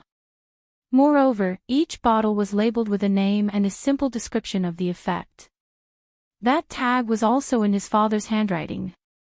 It was a beautiful and flamboyant handwriting, just like his father. Shin Yinma looked at the rows of medicine bottles in a daze. The bad feeling in his heart was getting stronger. He unconsciously walked around the room and felt that there was something missing, but he couldn't remember what it was at the moment. After thinking for a while, he rushed out again. Although he was young, he was a real genius. In addition, Shinjiuli taught him well. Therefore, Shin Yinma could already set up a wizardry barrier at a young age. Although it was raining heavily outside, if he did not want to get wet, he could still set up a wizardry barrier to avoid the rain. However, he was too anxious at this time. He did not care about the rain and ran back to his bedroom. She hurriedly opened her wardrobe and was stunned. Inside his wardrobe was a small storage space. At this moment, there were rows of his clothes, underwear, outerwear, training clothes. There were hundreds of them. In the future, he could wear whatever he wanted to wear, as many as he wanted to wear. Shin Yinma always had a bad habit. He was unwilling to wash his dirty clothes. He often wanted to throw them to his father, saying that he was still young. It was enough for his father to not let him carry and comfort him. Therefore, his father should wash his clothes for him. Anyway, it was just a matter of a cleaning spell. However, in order to train his self-care ability, his father never washed his clothes. He even prepared very few clothes for him, only 3 sets of clothes. If he wore one set, he had to wash it himself. If he didn't know the cleansing spell, he had to wash it by the lake. Shin Yinma was also angry. He said that he did not want to wash his clothes, but he did not wash them. He deliberately walked in front of his father like a dirty monkey. As a result, he was thrown out by his father into various mud pits, which made him roll on the ground like a mud monkey. Shin Yinma could not stand being so dirty, so he had to wash his clothes with resentment. Of course, he was very active in practicing the cleansing spell.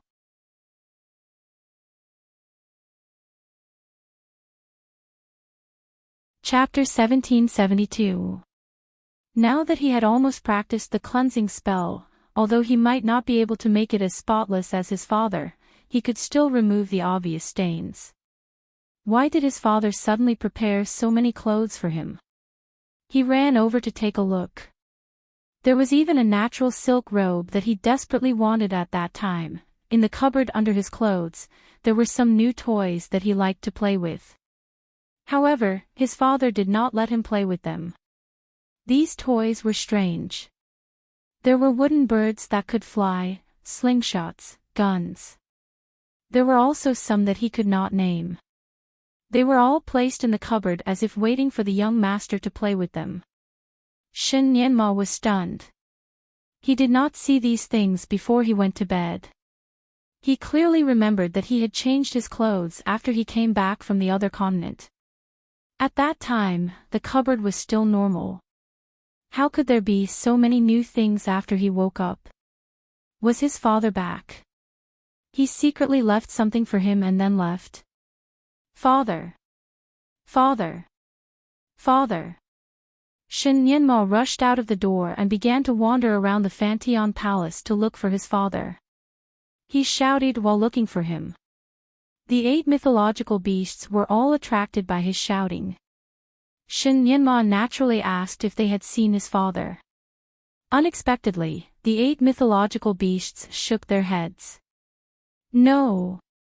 Little Master, the Divine Lord did not come back. Yes, Little Master. If the Divine Lord came back, we would be the first to know.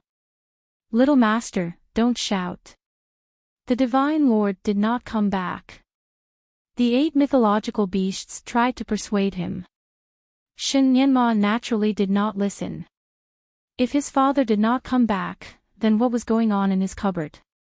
His father must have come back. He ran wildly in the heavy rain for the whole night and went everywhere. However, he still could not find any trace of his father. He stood in the courtyard with his whole body wet. The fear in his heart was overwhelming, but he did not dare to cry out loud. It seemed that if he cried out, the things that he did not dare to think about in his heart would become a reality. He was stunned for a moment. Suddenly, an idea came to his mind. His father did not come out now. Perhaps it was to punish him for not studying. He desperately tried to find a reason for his father not to appear, then ran back to the study. The book he threw on the floor was still there, and there were even a few pages with his small footprints on them.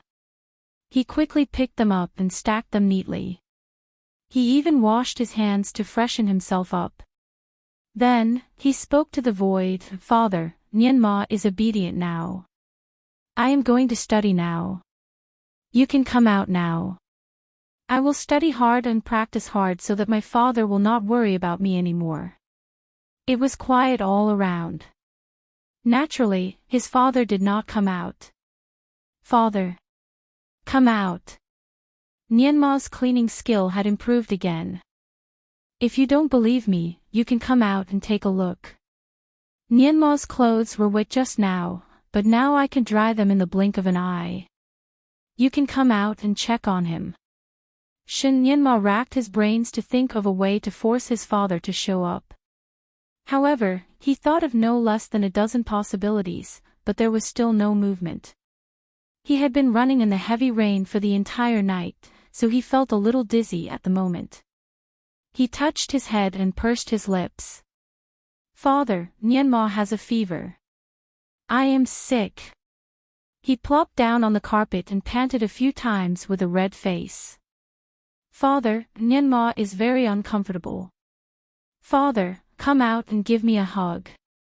The wind blew in from the window, making the curtains dance. It also blew on Shin Nianma's body.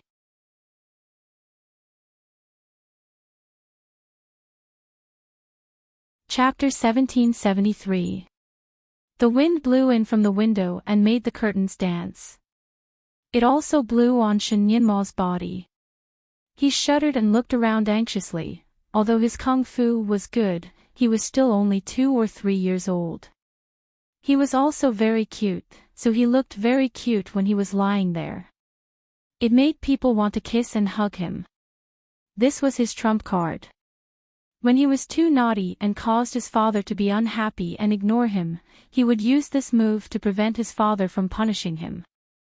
His father would often lose his cool and come to see him, touch his forehead, or even pick him up and pat him in his arms. His father's medical skills were amazing. Naturally, he would quickly find out that he was pretending to be sick. Therefore, he would often punish him even more severely. For example, he would punish him to run 10 laps around the Fanteon Palace. When he found out that he was lying, he would make him run 20 or 30 laps. Shin Nianma was so punished that he would cry for his father and mother. He did not dare to use this trick to tease his father. He did not know if his father had seen through his little trick or he really did not come back. After waiting for a long time, he still did not get a hug from his father. He pursed his lips and cried, "Father, it's true this time. Nianma is sick. Father, come out and hug me." He lay on the ground and cried until his voice was hoarse. In the end, he even threatened, "Father, if you don't come out, I will cry myself to death here. If you come out, I will not cry.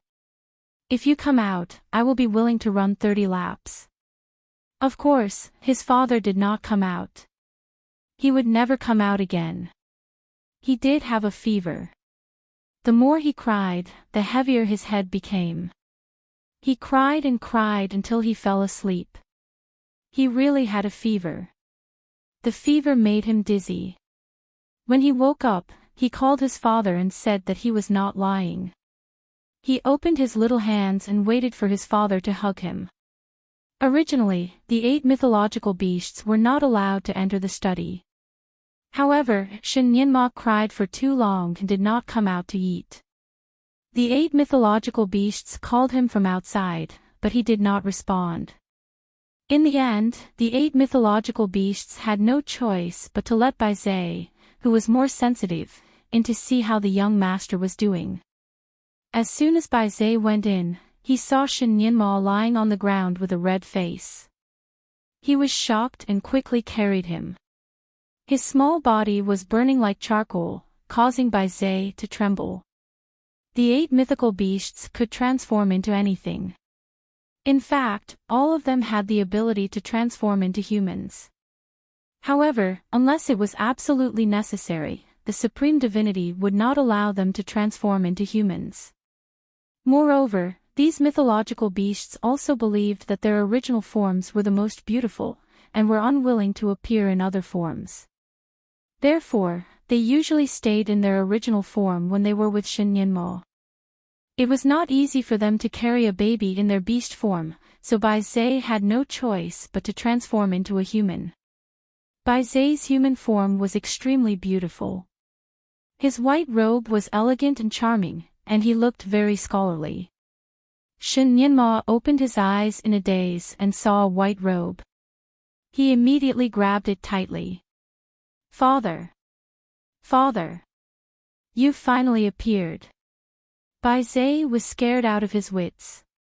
He did not dare to pretend to be a divine lord, so he quickly explained, "Little master, I'm Bai Zhe, not a divine lord." However, Shin Nianma was already in a daze due to the fever. He still refused to let go of his father. "Father, Nianma is sick. Don't leave me." Bai Zhe had no choice but to carry him out and try to reduce his fever. Fortunately, before the Supreme Divinity left the Fanteon Palace, she had given Bai Zhe some medicine. It was mainly used to treat children's illnesses.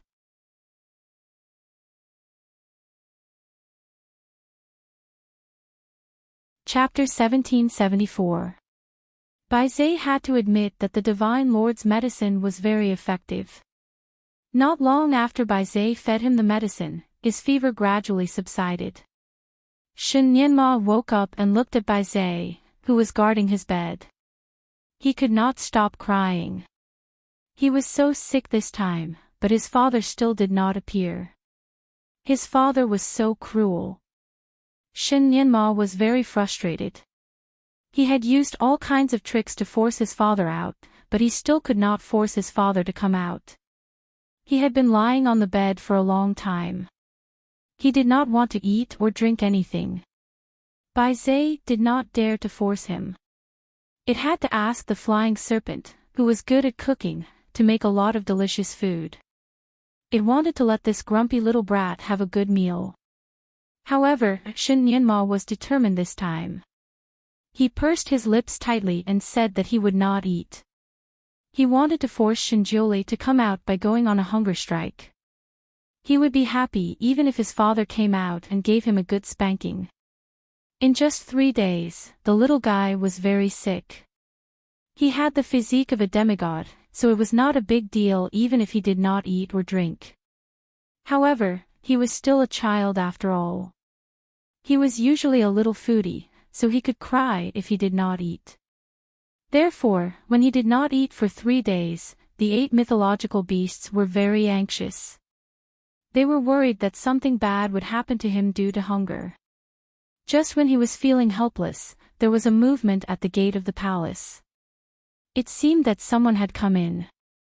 The gate of the Fantion Palace was usually closed to the outside, so outsiders could not come in. Who was it that came in at this time? Shen Nianmo, who was lying on the bed and looked like he was about to die, suddenly jumped up and ran out.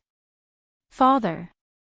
Shuima had just opened the gate of the Fantion Palace and walked in when she saw Shen Nianmo rushing over like a small cannonball. Father! However, when he saw who it was, he was stunned for a moment. However, he quickly rushed over. Mother! Shuima's footsteps paused, and her heart suddenly twisted. She tightly held him in her arms. After not seeing him for 3 days, the little guy had lost a lot of weight. His eye sockets were sunken in, and his originally tender and delicate skin had become somewhat pale and shriveled. She subconsciously felt the little fellow's pulse. Are you sick? After waiting for 3 days, Shen Nianmo finally found a family member. Naturally, he would not let go of her. He pressed his face against Shuima's face and pouted as if he was about to cry. I was drenched and fell sick. Why didn't father come out to see Nianmo? Shuima hugged him tightly. His unintentional words were like a knife stirring in Shuima's heart. She kissed her son. Come, mother will take a look at you. She carried him and walked inside.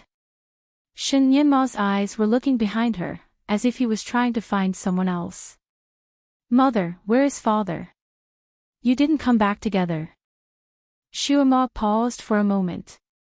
Your father is injured. He's recuperating in seclusion. He won't be back for the time being. In the end, she still couldn't bear to tell her son about Shinjuli's actual situation. The child was still too young. It would be too cruel to tell him such an outcome. Moreover, she didn't believe that Shinjuli would really disappear. She had died twice, and even her soul was scattered once. Didn't she come back in one piece? Perhaps Shinjuli was the same. This time, it might be a trial for him. His soul was scattered here, and perhaps he was reborn somewhere else. Perhaps he was now looking for the way to the celestial devil continent. He would come back. It was just a matter of time. Didn't he say that it would be 1,000 years? Although he had erased her memory a few times, he had never lied to her. It must be the same this time. Since he said that he would come back after 1,000 years, he would definitely come back.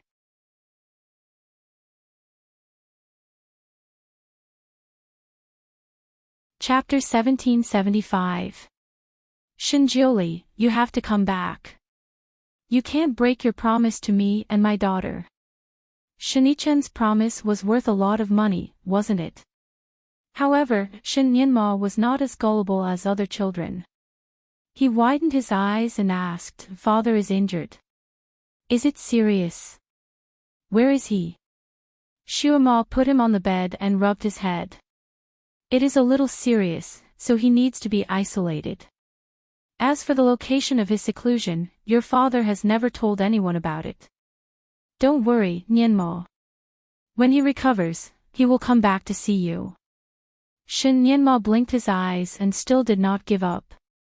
Where else is better than the Fantion Palace? It is full of spiritual power and quiet. No one will disturb him. Is father afraid that Nianmo will disturb him? Is that why he won't come back? Nianmo will be good and will not disturb him. Mother, I miss father. Can you ask him to come back? She felt as if there were countless needles pricking her heart, but she could not show it in front of her son. Shuema kissed her son's little face. Good boy, Nyenma. Get well first. She was also a doctor. When she felt her son's pulse, she knew that he had caught a cold. She was good at treating this. She was busy with the child. She was now the child's mother. She could not afford to be sad and dispirited. No matter how painful it was, she could only cry in a quiet place. She could not be weak in front of her child. After all, Shin Nyenma was still a child. When his parents were not around, he would feel lonely and afraid. Now that his mother was back by his side, his heart finally calmed down a little. He held Shuema's arm and asked, Mother, Father came back 3 days ago and brought so many clothes and toys for Nyenma, but he did not see Nyenma. Shuema's arm stiffened slightly, and her heart suddenly jumped. 3 days ago. Shinjioli had just passed away. Did he come back? Your father has always loved you. What clothes and toys did he send you? Shin Nyenma told her about his wardrobe. Shuema did not speak. She slowly walked to the wardrobe and opened it. She looked at the small clothes and played with them for a moment. Shin Nyenma might not understand, but Gu Shiju did. These things were prepared by Shinjioli a long time ago. However, he set up a small wizardry barrier here. When he was alive, with the wizardry barrier, Shin Nyenma would not be able to find the things in the wizardry barrier. Once he died, all the barriers he had set up would disappear, and the child would naturally be able to see them. It seemed that he had prepared everything in advance. Strange, the eruption of Zisha also happened suddenly. Could he have predicted it in advance? Did she foresee where he would immortalize? She knew that Shinjioli's fortune-telling ability was extremely powerful. In her previous life, he had never made a mistake in his fortune-telling. However, didn't he also say that fortune-tellers shouldn't tell their own fortunes? Not only was he unable to divine his own future, he was also unable to divine hers. How could he have predicted this in advance? She thought of Shinjioli's many strange behaviors when he was sealing Zisha, such as the first time he wore such a robe, his indifference to her, and his distance from her. It was as if he had predicted the outcome in advance and reacted accordingly. When he first came to the celestial devil continent, he still wanted to pursue her again. He did not hesitate to lower himself to live in her small courtyard and send her flowers every day regardless of rain or shine. She tried all ways to force him to break off the engagement and even used the method of marrying a concubine to make things difficult for him.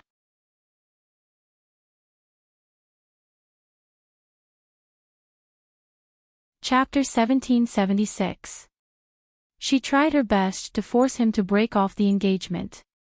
She even tried to make things difficult for him by making him a concubine. When he agreed to break off the engagement at that time, it was more like a retreat in order to advance. Otherwise, he would not have tried so hard to persuade her to come to the Fantion Palace after his identity as the Divine Lord was exposed. Of course, he was not really cold to her. The real coldness seemed to have begun when he returned to the Fantion Palace. Could it be that he had recovered some of his memories in the Fantion Palace? Did he know that he would not live for long? Was that why he was cold to her? Perhaps, there were some secrets hidden in the Fantion Palace. Shuema had always been a very calm person. Previously, Shinjioli's disappearance made her panic. Now, as time went by, she slowly calmed down and tried to analyze it seriously. Mother, did father come back? Little Nyenma looked at his mother, who was lost in thought. Shuema secretly took a breath and turned around. Yes, your father came back. He will be in isolation for a long time. He is worried about you, so he brought you these things. Nyenma, you must be good. Don't let your father down. Look at your little face. Come, eat something and sleep. Little Nianma finally breathed a sigh of relief. He had been tossing and turning these past few days and was indeed tired.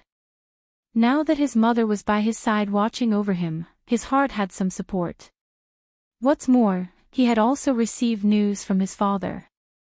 His little heart that had been on edge for a long time finally relaxed a little. Sure enough, after eating some things, he fell asleep. After settling him down, Shuama sat in front of his bed for a while and then walked out. After thinking about it, she went directly to Shinjuli's bedroom. This was the first time she entered his bedroom in the Fantion Palace. The layout was quite similar to his bedroom on the Lotus Hill. Even the appearance of the bed was similar. It was a lotus white jade bed.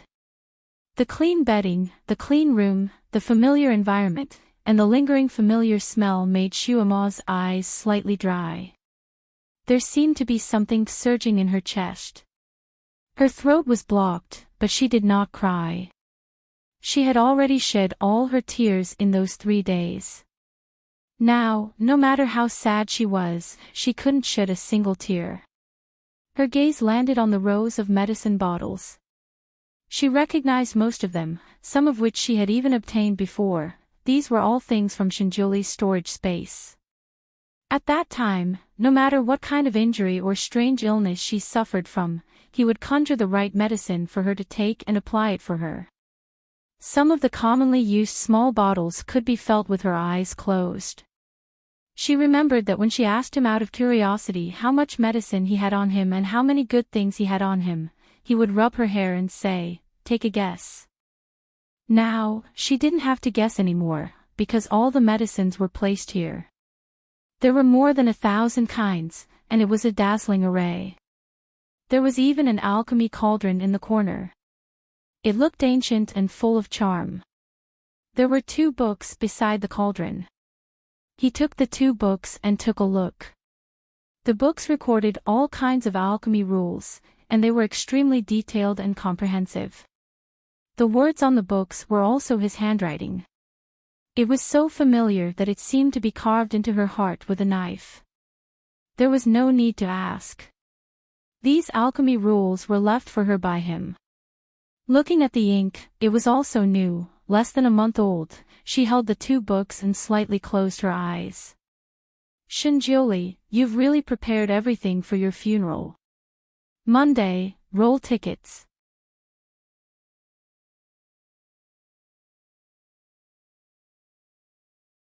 Chapter 1777. Shinjuli, you've really prepared everything for your funeral. Just like your usual strict temperament. However, why didn't you tell me if you had already anticipated this? If I had known that sealing the egg would cost your life, I would have joined hands with you from the beginning. No matter how difficult it was for you, I would have stuck by your side.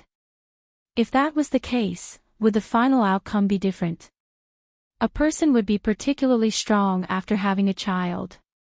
If it were not for little Nianma, she might have been so dispirited that she did not even want to live anymore. However, with little Nianma by her side, for the sake of the child, she had to hold on no matter how bitter her heart was. She had been rushing for the past few days. At the moment, she was exhausted. However, she looked at the big bed and pursed her lips. She did not want to lie on it. Shinjuli, I will wait for you to come back and give me a status. I have been entangled with you for so long, and we even have a child together. However, you have never sincerely said that you would marry me. If you don't come back, I will not sleep in your room or your bed. She turned and left his bedroom. She walked around nearby and tidied up a side chamber. She casually made a bed and lay on it. She wanted to rest first. Initially, she wanted to take a nap on the bed. However, she did not expect to fall asleep so sweetly. In a trance, she seemed to have a bunch of messy dreams. There were countless scenes in the dream. In the dream, she climbed out of an egg. Her legs were weak, and she could not stand steadily. Her heart was full of hunger. She could not wait to bite her own eggshell. Out of nowhere, a hungry wolf appeared and bared its fangs to bite her. She was born with a kind of strength, so she did not know how to be afraid. When the wolf pounced on her, she threw herself on the wolf and directly tore its neck with her small hands. She leaned on its neck and drank its blood. The hungry wolf was drunk in the blink of an eye. She wiped her mouth and got up. It seemed that she was still hungry. She instinctively looked for food. Rabbits, bears, tigers, deer. She ate whatever she caught along the way. Of course, she only drank the blood and did not eat the meat. As she drank more and more blood, her mobility became stronger and her running speed became faster and faster. The animals in the forest were no match for her at all. Perhaps it was because of her natural hostility. The wolves, insects, tigers, and leopards all ran away when she passed by, not daring to meet her face to face. At that time, she had just drunk the blood of a fat wild boar and felt a little bloated, so she lay on a big tree and basked in the moonlight.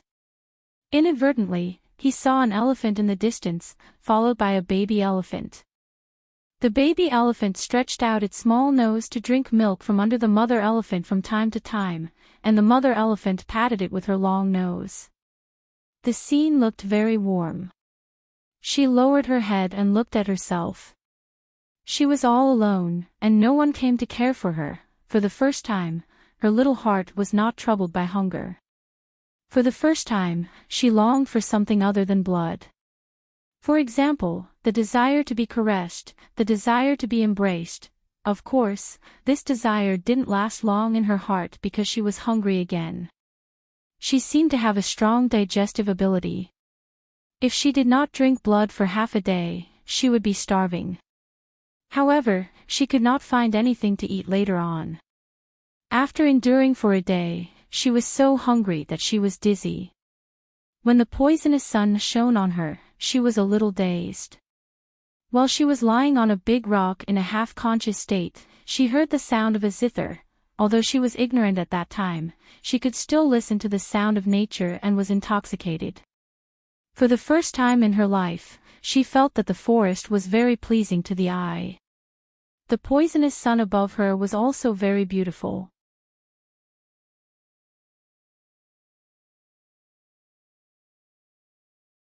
Chapter 1778. For the first time in her life, she felt that the forest was very pleasing to the eye. The poisonous sun above her head was also very beautiful. She ran towards the sound of the zither and found a very pleasing-looking man in white sitting on top of a tall mountain rock. There was a zither on his lap, and the wonderful sound of the zither was coming from there. What made her even happier was that there were a lot of animals here. They were all around the big rock, shaking their heads and wagging their tails as they listened to the zither music. Thus, she unceremoniously pounced over. While pouncing on a deer, she lay on its body and sucked its blood, while perking up her small ears to listen to him play the zither. Just as she drank a few mouthfuls of the sweet blood, the zither music suddenly stopped. She looked up in surprise. Before she could see the person's movements, her small body flew up. After she crawled out of the eggshell, she had been running around the forest looking for food. She did not take a bath and did not wear any clothes. At that time, she was still in a confused state and thought that she was an animal. Which animal wore clothes? When her small body flew into the air, there was a flash of white light on her body, and the mud on her body disappeared. When she fell into the man's arms, there was an extra set of clothes on her body. There was a delicate fragrance on the man's body. It smelled very good. She leaned on his body and smelled it. Of course, she did not feel comfortable with the extra clothes on her body, so she stretched out her small hands to tear them off. Although she was small, she was very strong. The sturdy cloth was torn by her in the blink of an eye, and she became a naked doll again. Her arms and legs were free again, and her attention returned to him. The smell on his body was too good. She could not help but hold his hand and want to bite it. But he pinched her small mouth and she could not bite it. He stared at her ruby-like eyes and frowned slightly. Demon. It was the first time she heard a human voice, so she followed his voice and said the first word, demon. He smiled slightly, and his eyelashes curved slightly. She felt that his smile was very beautiful, so she also smiled, and her eyelashes also curved. After laughing, she wanted to bite his hand. There is actually such a pure demon. Your pair of eyes are very beautiful. He raised his hand and stroked her head, smoothing out her messy hair. When she was born, her hair was very long. In just a few days, it had grown long, almost reaching her ankles. Using his hand as a pair of scissors, he trimmed her hair. The front of her hair was neat, covering her full forehead, revealing only a pair of ruby-like eyes. Who are your parents? He asked, his voice as melodious as a cello. She did not understand what he was saying. She was very obsessed with his blood and still tried to bite his hand, wanting to suck his blood. His hand pressed on her back, and she didn't know what he was probing. Then, he looked at her with some surprise in his eyes. You're actually a natural-born devil. His fingertips emitted a white light, as if he wanted to do something to her. She felt that the white light was very beautiful, so she smiled at him with curved eyelashes, revealing a pair of small canine teeth and a pair of small dimples. The man's finger paused, and he looked at her with a complicated gaze. A moment later, the white light on his finger disappeared, and he sighed, since the heavens gave birth to you, there must be a reason. You're so cute, so you can't do much evil. He looked down at her, and she also looked up at him. Her big eyes blinked, and they were incomparably pure. There seemed to be a faint smile in his eyes. Little fellow, you probably don't have a name. Why don't I give you a name?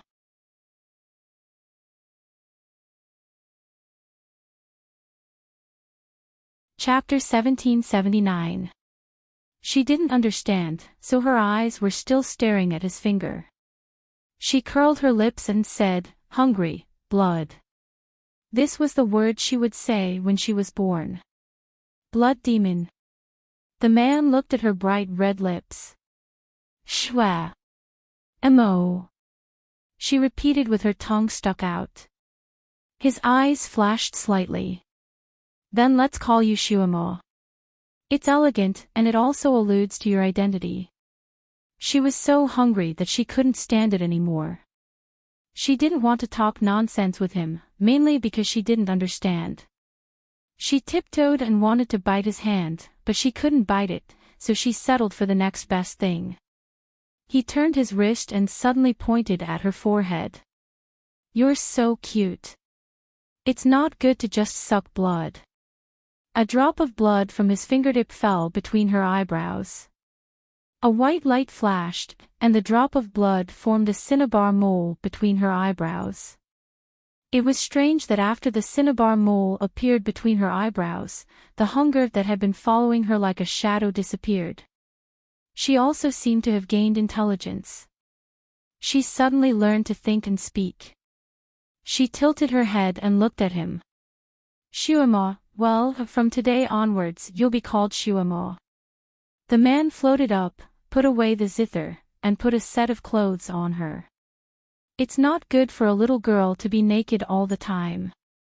She stood on the ground, and for the first time, she didn't feel that wearing clothes was too ugly. She even turned a circle in front of him.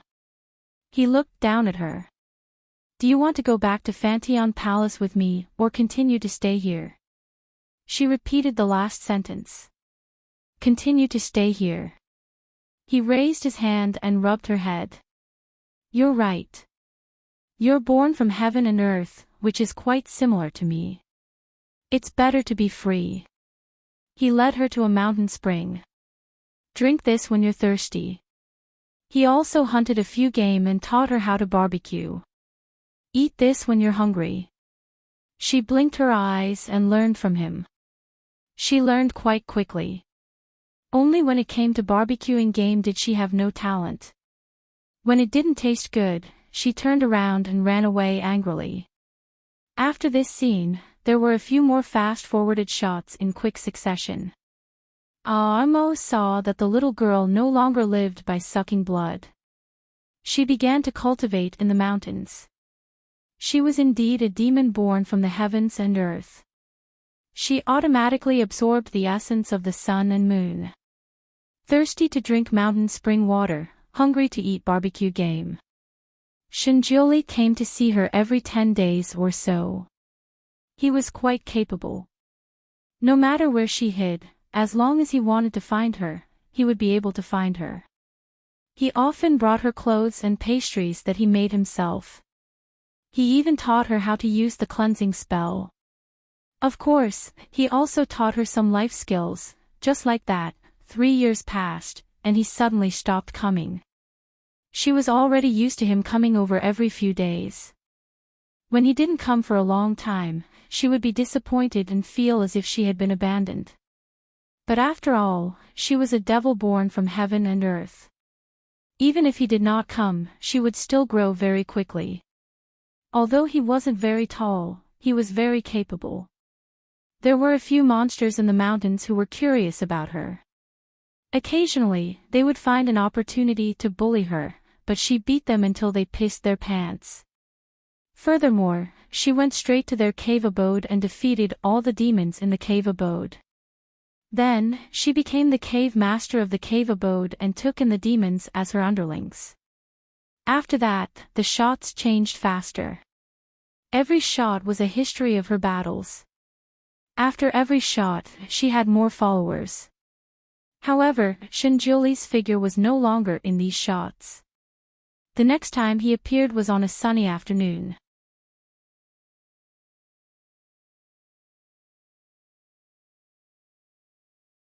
Chapter 1780.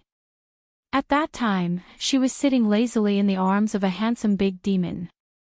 Behind her was a luxuriously decorated cave. Luminous pearls, emeralds, rubies, all kinds of shiny gems were embedded in the cave. Behind her were 4 subordinates who were massaging her shoulders and fanning her. Not far from her, there were also 4 other small demons who were roasting game for her. She was already the boss of this area. All the demons in the mountain area recognized her as the king. She lived a glorious life. Her life was very simple. She cultivated, ate, and beat people up. Whoever bullied her, she would beat them up. Whoever bullied her subordinates, she would beat them up. So as she beat them up, she became the boss of the people being beaten up. Her team was growing bigger and bigger like a rolling snowball. The demons that filled the mountains were all her subordinates. With more subordinates, it was inevitable that things would get messy. At that time, she was illiterate and naturally did not know how to manage things. She only knew how to teach those who disobeyed her a lesson. So as long as these subordinates did not offend her, it was fine. The others formed gangs and ran amok, making the area a mess. She did not know all these until he came. She was dozing off when she suddenly sensed something. She opened her eyes and looked into the sky. The person floating in the sky was an old friend that she had not seen for a long time, Shinjuli. He was still wearing his loose white clothes. His handsome features were more dazzling than the sun behind him. When the female demons in front and behind her saw him, they were all stunned. Those who were roasting forgot to roast, and those who were fanning forgot to fan themselves. His gaze did not look at anyone else but directly fell on little Shuomo's body. She was indeed young. After 100 years, she still looked like a 4 or 5-year-old child. Her eyelashes were unusually long, her eyes were unusually bright, and her facial features were exquisite like an ink painting. She used a big demon as a pillow and sat in his arms. He lowered his eyes and looked at her expressionlessly. She still recognized him. The moment she saw him, she smiled and showed her little dimples. She opened her little arms and asked for a hug. She liked to be hugged by others. Ever since Shinjuli hugged her in the beginning, she would always open her arms for him to hug whenever he came. He also habitually picked her up and held her in his arms to teach her some knowledge. After this habit was formed, he stopped coming.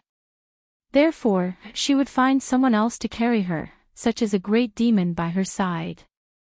Furthermore, she had to find a great demon that looked pleasing to the eye to carry her. She had let many big demons hug her, but she always felt that no big demon's hug could make her feel more at ease and comfortable than his. Now that she saw him again, she immediately remembered the comfort of his embrace and habitually opened her arms to him. A faint light flashed in his eyes. With a wave of his sleeve, her small body flew up and spun in the air. After the faint white light of the cleansing spell flashed, she fell into his arms. She immediately wrapped her arms around his neck and sniffed his body. She liked the smell of his body. With such a soft and cute child in his arms, his expressionless face showed a hint of helplessness, and the lines on his face finally softened. He touched her arms and legs and said to himself, "Why are you still so young?" She ignored his surprise and was very happy to see him.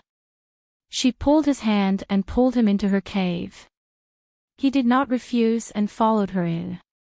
He was almost blinded by the colorful gems in the cave.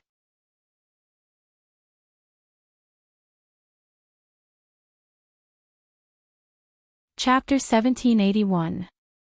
This cave was obviously the nest she was living in now. It could only be described with one word: colorful. All kinds of gemstones were embedded in the walls of the cave. Even her bed was covered with gemstones. She stood proudly on the ground, desperately looking up at him. She tugged at his sleeve, waiting for him to praise her. Shinjoli's lips twitched slightly. Which nouveau riche designed such a dazzling design? He looked down at the little girl beside him who was blinking her big eyes. He felt that he had found the reason why she could not grow up. How could she sleep well if she slept in such a dazzling place every day? If a child could not sleep well, they would not grow up. He looked down at her and rubbed his eyebrows. "I think it's time to teach you how to read." He looked at her as if he was looking at a small white poplar that was supposed to grow into a towering tree that was running towards the crooked tree. She opened her arms and wanted him to hug her again, but he shook his head. He felt that he had raised this bad habit of hers. It had to be changed. Since it had to be changed, it had to be done by herself. He taught her that girls should not be hugged by others, especially by men. She was more obedient to him, and she also felt that other people's hugs were not as comfortable as his. He threatened her by saying that if he saw her being hugged by other men again, he would never hug her again. As expected, her bad habit of being hugged by others was cured. She did not let other big demons hug her anymore. Since then, he came more frequently. He still came once every 10 days or so. Every time he came, he would bring a set of books. Of course, every time he came, he would teach her how to read. She was no doubt a genius. She could read very fast and almost never forget. He could teach her hundreds of words a day. A few days later, she would be able to read books on her own. He did not teach her the principles of being a person. He let her understand everything by herself. He was delighted to find that as she became more knowledgeable, the dazzling layout of her house began to change silently. Those colorful gemstones gradually disappeared and were replaced by some interesting furniture. She liked luxury and shiny things, so her house was also close to the luxurious and stylish direction. This was not in line with his character, but he did not force her on this point. Everyone had their own taste. As long as there was taste, as long as there was style, it was fine. With this knowledge, her horizons were broadened. Her daily routine was no longer limited to eating, sleeping, and fighting. She began to try to manage her subordinates. For example, there were various kinds of assignments, such as infeffing subordinates big and small, and letting them perform their own duties. Nothing could be accomplished without rules, so she began to set them up slowly. He even slowly formulated some laws for the demons to abide by. Of course, as long as she went out of the law, she would cross the bottom line of some great demons, and there would be an uprising against her. In the process of pacifying the rebellion, she also learned the art of war. Thus, she wrote more and more laws and orders, and they became more and more standardized. This demon region was finally no longer in a mess, and the demons were no longer blindly committing evil. Perhaps it was because she was a natural demon, but although her management methods and wisdom were becoming more and more mature, her growth was extremely slow. After thousands of years, she still looked like a 7 or 8-year-old girl. The little demons who had grown up with her were long gone. Demons were not immortal. Most demons only had slightly longer lifespans than humans.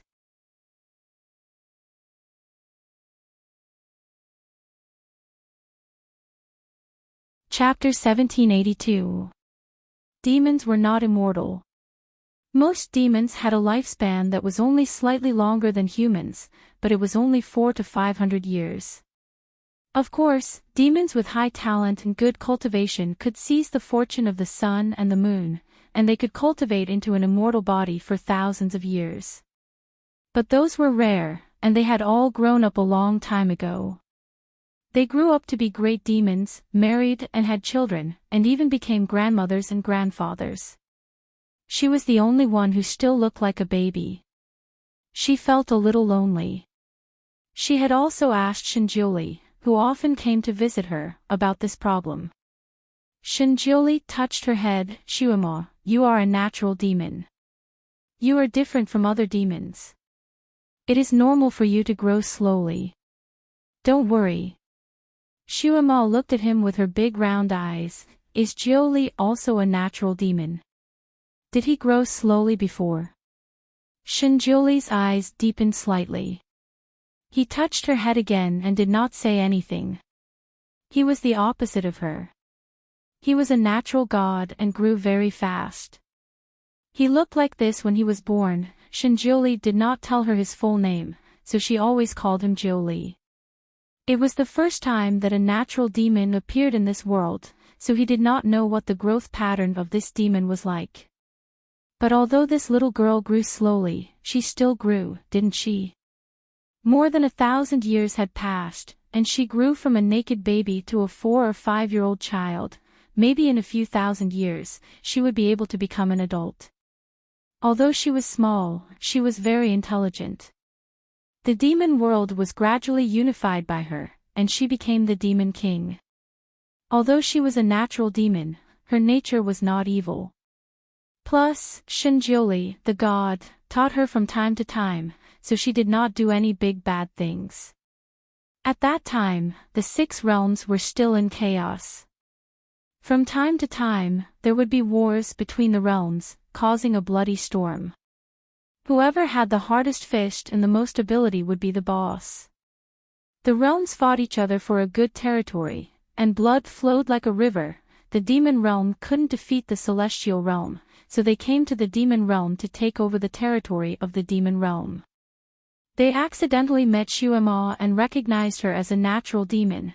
If a devil wanted to become stronger, devouring its own kind was the fastest way. Therefore, the battle between devils was very fierce. There were several devil kings in the devil world, and the devil kings also fought with each other. One of the demon kings was relatively weak. His territory and underlings were snatched away by others, and he unintentionally escaped to the demon realm. When he saw the snow-white and tender little Shuima, his first thought was to devour her. What he didn't expect was that Shuima, this little girl, would have such a high level of demonic power. Instead of devouring her, he was beaten black and blue by her. Fortunately, she didn't know how to devour devils to increase her cultivation, otherwise, this devil king would have died in her hands. Since he was no match for her, the demon king had the idea of tricking her into joining the demon race. He wanted to use her ability to seize territory for himself and restore his former glory. Although this devil king's ability was not great, his eloquence was very good. After a series of eloquent words, he finally persuaded the bored little demon king. She was not interested in becoming the king of the demon realm. What she was most interested in was that this abject devil king told her that the devil king who occupied the largest territory in the demon realm had a strange flower in his hands. This flower had the effect of making people grow. She was worried about her inability to grow, so this news was simply a timely rain for her. Therefore, without saying anything, she abandoned the demon realm on a rainy day and went directly to the demon realm. You're tuning into the LoveLore Library YouTube channel. We're so grateful for your support, and don't forget to subscribe to join us on this incredible journey through captivating stories. Your generosity through donations truly makes a world of difference, as it's the primary source of revenue that allows me to expand and enhance this channel for you. Thank you from the bottom of my heart for being a part of this adventure.